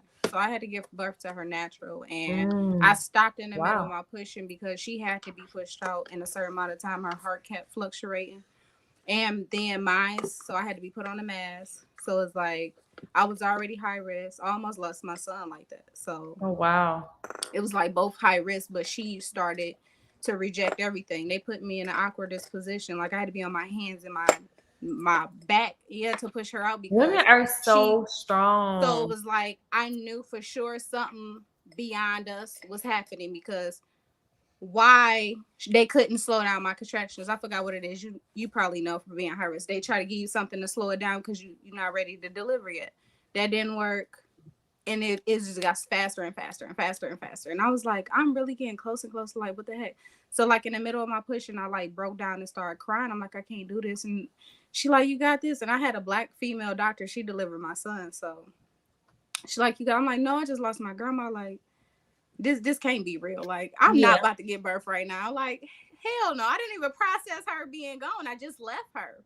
As soon as I left her, I got the call while I was in the bath. So like I had a whole panic attack. He had to help me out the bath, and I like start throwing up because I got like so stressed. Like, so it's like it's a lot, and it's like trying to figure out business off the internet, Google, and it's like I want to build it up, build my brand up. There's like, how do I get that out there? And everybody just post. It's not just posting. Yeah, it's more than that. Definitely not just posting. There's so many people that don't see me. I think it's the strategy in how you post and what you post, when you posting, making sure it is about the consistency of the post. But I would also say it is the actual content and material of what you are posting and how. When people take marketing classes, I do look over all of their like the businesses in itself, their social media and what they're doing. And I can instantly see why they probably aren't being as successful as they possibly can, and give the best tips that I can. So I would definitely recommend that for you as well. If you're open to that. I wrote it down, so I ain't even look at it. But yes, do that marketing class. I'll definitely look into it. Hopefully it's not too high. I am. No, they're actually it's not too high. This one influencer, her marketing class was like $1,400. I'm just like, oh no, baby. I know someone that personally I text to look at your material, and you giving half of that off the internet. I do too much Googling and stuff at night. That's why I'm always up, because I'm trying to self-taught. But it's only so much I'm gonna be able to teach myself. Yeah, for sure. Yeah, it's under $100, girl. It ain't the branding and the marketing part. I know I need some work. I know I need an extra brain, and it's like I don't have them friends to be like, hey, come help me be brand with me, work up with me, and I promise it's gonna pay off for you. But it's just me. I'm trying to make it work, and it's definitely hard. And it's hard when you don't have friends or you don't have family, and it's like you don't have that family member or that person that you know that has their own business to look after and be like, okay, let me do what you did wrong.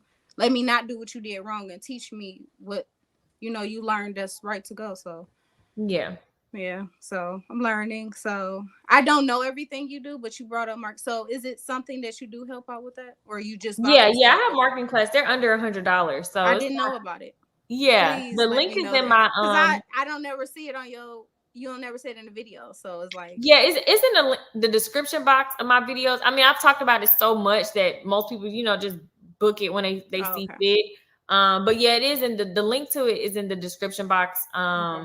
And even after you go from this live, if you look in the description box, it should be in there, the marketing class. So definitely look into that, and then we can do a one-on-one about your business specifically. But other than that, like I said, I'm so sorry for everything that you have went through. I'm leaning on my business to help heal, because it's like I was on a TikTok live yesterday. I didn't personally get on it, but he was replying to me because I don't got 1,000. I'm not really into that. I'm focused so much on my business, but he was saying hobbies, and I'm like, well, how do you have hobbies if it's only you and you don't have that? I'm in Michigan, so it's cold. COVID is really big out here. Like it's like go down a little bit and it's up. So it's like I don't have that. Oh, I trust daycares and stuff out here.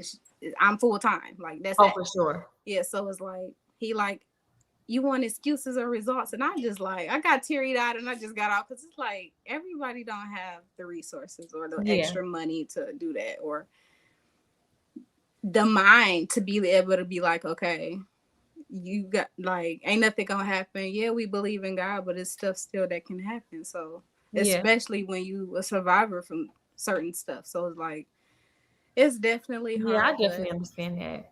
Thank you so much, and no hopefully problem. We can book that one-on-one because I need some help.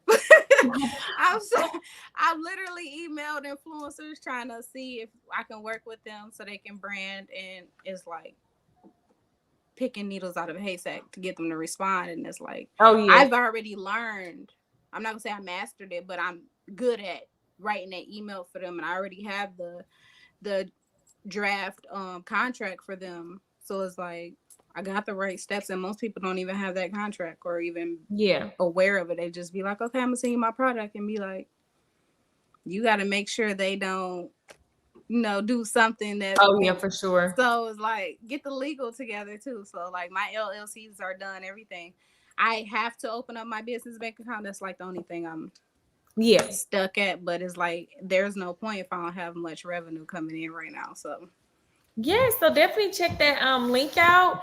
And I definitely look forward to talking to you and working with you one-on-one. Okay, thank you. Thank you. Happy holidays. Tell the family happy holidays also. Oh, okay. I definitely will. Why do little girls get makeup and everything?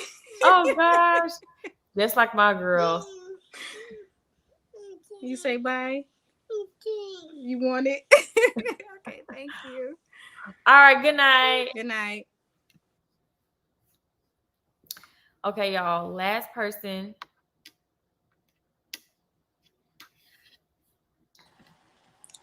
Hey, Keesha. Hey, how are you? I'm good. How are you?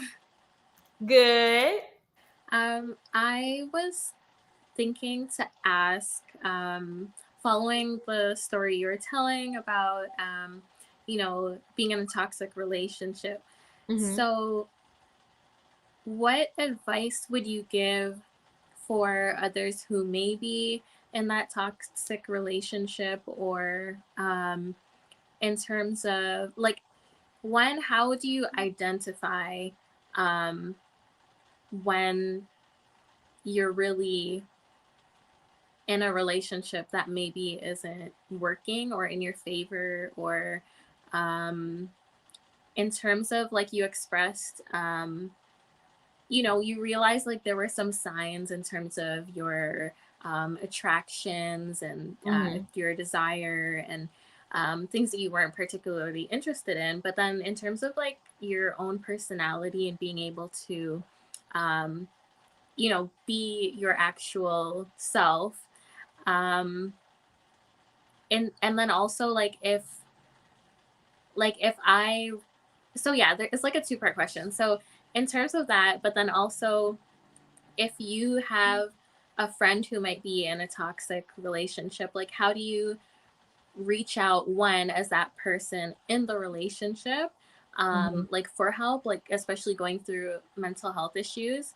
Like I can identify with that in some respect, like, being younger and not necessarily having anyone in the family to talk to who, is comfortable talking about mental health and things like that. And then versus on the other hand, as a friend trying to be there for others. Because I find sometimes when people are in relationships and you try to talk to them and see if they want help, they might feel like you're interfering with the relationship. What would you say are some good tips for that? So if I was to see someone, I've learned over the years that people aren't going to change unless they want to change. Like you could talk until you're blue in the face. Like I literally have a friend who is in like one of the most toxic, craziest relationships I ever seen. And she's been complaining for since I think the year I started YouTube about it, and she's still with him to this day. And there's nothing that I can do. So I've just learned to accept if this is what you're comfortable with, this is your happy, you know, it is what it is. I'm gonna be a listening ear if something else goes wrong. But I really can't change what other people are comfortable with and are happy with. Like there's nothing that no one is gonna be able to convince you out of. So I just learned not to be so consumed with other people and how they move, and you just got to pray for them from a distance and just hope things work out. Now, as far as myself personally, if I'm in a relationship and I feel as though like I can't be myself, I've been there before. And like I said, once I got out of that relationship and I realized how happy I was, like I just knew like I would never go back to a point where I know what I want for myself. I know what I see for myself in a relationship. And those things are not lining up, and I'm just still sitting here sticking it out, and I'm just miserable. Like literally every single day, there's no life to the relationship. It has expired. It is dead. There's just no happiness, no love left. There's nothing. Like when you think about it, like life is just so short. And then for me personally, also when I started YouTube, it also put things in perspective because I started to see other couples, and not to say that everybody, what they showed on YouTube was what it was 24/7, but I knew what real genuine love looked like. I knew the couples who like, and I was talking about older couples. I never really looked at younger couples like couple goals like other people do, but like there were some other older couples that I looked at, and I just saw the happiness and the sparks and the love, the genuine love, and I would just sit back. I'm like, I'm not even feeling this. So I noticed that sometimes, like even with my ex, when she would come in the room, I would turn on the videos of like people's husbands doing like sweet things for them, or like just the wife talking about like my husband is just so this, or my husband does this for me, and it just makes me feel so good. And I started noticing after I was doing it for a period of time, I was like, this person's not going to change. Like, why am I trying to change them and be something that they're not, and try to make them fit into a bubble that they're not, clearly not in? And we just are like opposite, like we're not attracting at all. And like I said, I wish I can go back in time. I did not ever do that. It was kind of like the breakup kind of was forced because of the whole counseling thing that I talked about in the video. But now, like what I am going to make sure I instill in my daughters is understanding that life should be happy. Like you should be happy, and that's even in a relationship with your friend, a relationship with a family member, or a relationship that you're in with your significant other. And if someone is not serving to you, and the only purpose of that relationship is self-serving for themselves, like you need to walk away from that like immediately, because there's happiness out there in someone else or within self. Like you don't even need to be with someone else. You can be happy within yourself. So that's what I would definitely encourage for you. But as far as like other people, it is very hard for us to see, and we do have things we want and desire for other people. I know even some of my subscribers, they have wants and desires for me, and we like opinions about, you know, being in a relationship with him or not being in a relationship with him. But the only thing I've always just expected is that people just respect it, because ultimately this is my life and my choices that I have to live with, no one else. So we can want and wish for people all day, every day, but unless that person has made that executive decision for themselves, there's nothing you can really, you know, want. And then that time could be better spent doing better for yourself and making sure that you go and do the complete opposite. If you feel like I'm making crazy mistakes, then you go do the opposite and you know, be the example for that person. So like I said, pray from a distance, and you know, always, if it's physical, then it just makes it a lot stickier. Even all forms of abuse is really bad to me. All forms of abuse. I don't stand by mental, because I've been through it all. And even though physically hurts you, emotional and mentally drains you, and you feel that sickness in self too. So it's all bad to me. But like I said, I've just learned that after 28 years that people are not going to listen to you. They're going to do what they want to do. They'll listen for the moment, and then it's kind of like you wasting your breath. So it's kind of like nothing that you can definitely do that's going to change and deter people from what they really want. Right. And I feel like also it's hard for some people to leave when if they feel like their independence has been taken away. And like even in my own relationship, I strive to be as independent as I possibly can, which when I was watching your video earlier, made sense to me, where it's like hard to find, like you have to catch yourself sometimes where, you know, the other person's trying to do something for you and it's almost like you're not letting them. But, you know, in terms of me not wanting to fall into a situation I've been in before where you are like forced to depend on someone and you know, it's like you're incapable of being able to do things on your own. It makes it harder for you to be able to leave because you don't have the ability to, or the resources I definitely know. I definitely know yeah. some people in my past who, and for me, I've always been, I'm controlling by nature. Like I like to control stuff, and I don't know how I would be able to function if somebody was like in control of the roof over my head, the car that I drive, the food that I eat, like that. I will go into a nervous breakdown. And I've seen so many women be forced into unhappiness because they have nowhere else to go. And because the man or, woman they are with, like, has controlled them and put them into this "you need me" type of space. And I myself personally, that's why another thing, I'm making sure that I set the girls up to be as independent as they possibly can and not let any man or woman deprive them of that, because then that becomes much more toxic. Like I could easily having what I need to leave out my relationship currently is never going to be an issue because I'm always going to have whatever I need. But it's just, and not to even say I'm trying to leave out my own relationship, but I'm just saying, no matter who I'm with, I myself, God willing, and me working hard, I would never put myself in a predicament to just, even if Jeremy, like I said, even with his rap career, he always says, "Oh, babe, like as soon as I'm taking up even more, like I don't want you to do anything, blah, blah." And I'm like, I'm still gonna be doing something because that's just how I am. I never want to get to a point where I'm dependent on someone else, because you just never know. You just never know. I've seen people change. I've seen a lot of things go left, and I wouldn't wish that for nobody. Yeah. And then I feel like also in terms of, like, even just looking at my own relationship, like I'm kind of an overthinker sometimes, and in times when I've like I'm married now, but in terms of things I didn't like in the relationship prior compared to how it is today, it's like over time trying to work through things, like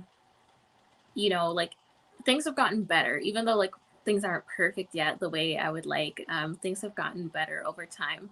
And one of the things I was wondering was what would you say in terms of failed relationships, what would you say is like a deal breaker in a way, or like something to notice when it's time to leave? Like if there was ever, like, I know, for example, physical abuse, that's something also like I wouldn't stand for.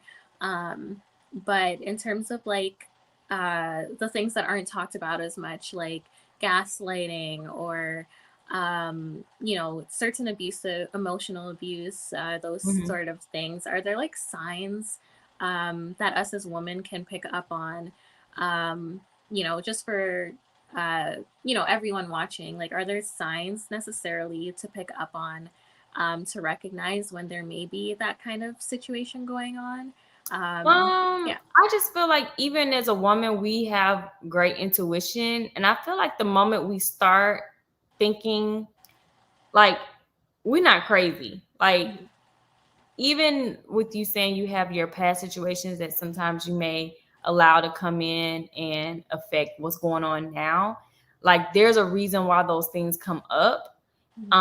So it's kind of like, if you are genuine, like there's never going to be a time in my life where I'm waking up saying, like, I hope I was a good mom today. Like after I just, beat my kids into the wall or something. Like, hope like tomorrow, I guess I got to be better. Like, I wonder, those type of things. Like, I know I wake up and do what I need to do as a mother every single day. So I will never have those type of questions. So usually we as people, when we have to start asking ourselves those forms of questions and questioning, that's the sign that you need to say, okay, something is going wrong.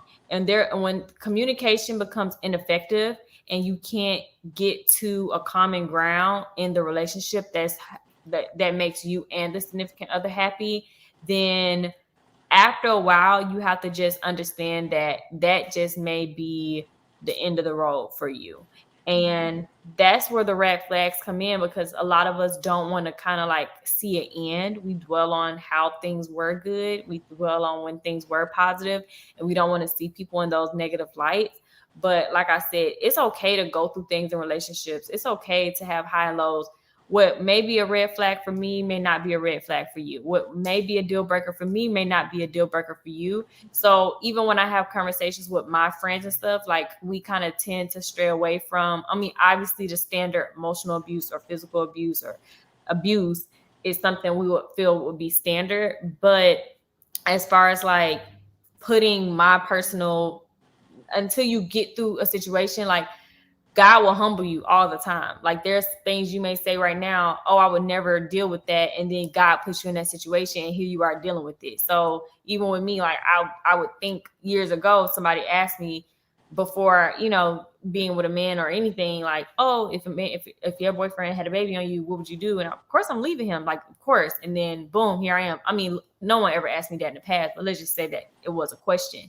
So it's kind of like, the path that you want for your happiness. Like everyone knows what they genuinely want for themselves, and everyone knows when they're not feeling happy. And once you get to a point where that's just a continuous thing, that's just not something that's changing for you, then that's the time where I would feel to walk away. Now, being married, you're in a different situation, you're in a different space. So counseling is definitely something I would recommend. If that was something you're going through in your relationship and you need some help communicating or figuring it out with your significant other, I would definitely say that counseling is something that it can definitely help. It can definitely really, really help. But also individual counseling. There may be some things that you need to heal from. There may be some things that are triggering you. I don't know your significant other or whatever issues you all may be going through, but sometimes when we don't heal ourselves individually, like we can't work with a significant other and try to heal as a couple. Like there's so much damage that we can be going through on our own that we have, like, that's why it's so important for me, regardless of how much counseling me and Jeremy do, Keesha needs work. Keesha has trauma. Keesha has been, subjected to a lot of pain throughout her life. And if Keesha does not deal with Keesha, Keesha cannot be a girlfriend to Jeremy or a wife to anybody, period. Like I have to deal with me. So I also do recommend, working things out for yourself so that you can be more confident and more assured of what you want. Because even from the conversations we're having, I kind of feel or sense that you're not as confident and assured of what you want, or it's kind of like, what you want, but it's kind of like you're looking for someone else to kind of tell you. And I was there before too. So now it's kind of like, I know what my own deal breakers and my boundaries being crossed are for me. And once I'm confident in those things, I can speak up and my voice is going to be heard in my relationship. So there's never going to be a point of timidness going on anymore. It's like, this is what I want. This is what I expect. This is what I need. If this is not what I'm getting, bye. So that's just what we need. And I got here from doing the work for me. So you probably should do some work for you first before doing the work together. That's what I would recommend. That is amazing advice. I definitely agree with the counseling bit also, and I'm definitely gonna look into that as well. Thank you so much for answering my questions. No problem. And I wish you the best with it. I know I know it's so hard. Trust me. I know. But it definitely helps. Yeah. Thank you. Have a good night. You too. Thank you. Okay, you guys. So I think that was everything. If I don't post a vlog tomorrow, or no, not tomorrow, get too much footage, then I may do another live. So I will probably check in. All these questions, all the people who called in, like this was really good. I feel as though it was extremely helpful for a lot of you guys. I was trying to read the comments, but still trying to make eye contact, so it wasn't like I was being rude. But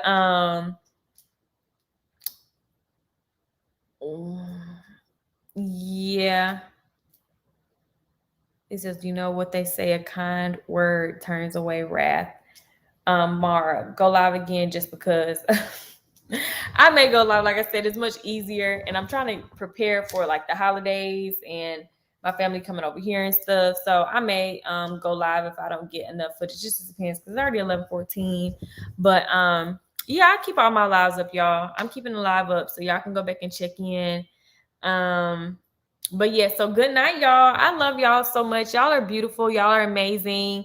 And I hope that everybody goes to sleep with some type of good positive takeaway from this video, and just, just pour into ourselves and figure out what makes us happy, figure out what we need to do for ourselves before we give to other people, and demand the love and respect that you need from other people. Or not even love, because you can't force somebody to love you, but you can, demand that type of respect. But can you do a cooking segment on the live? Oh yeah, I can definitely do that. But yeah, I love y'all, and I'll see y'all tomorrow.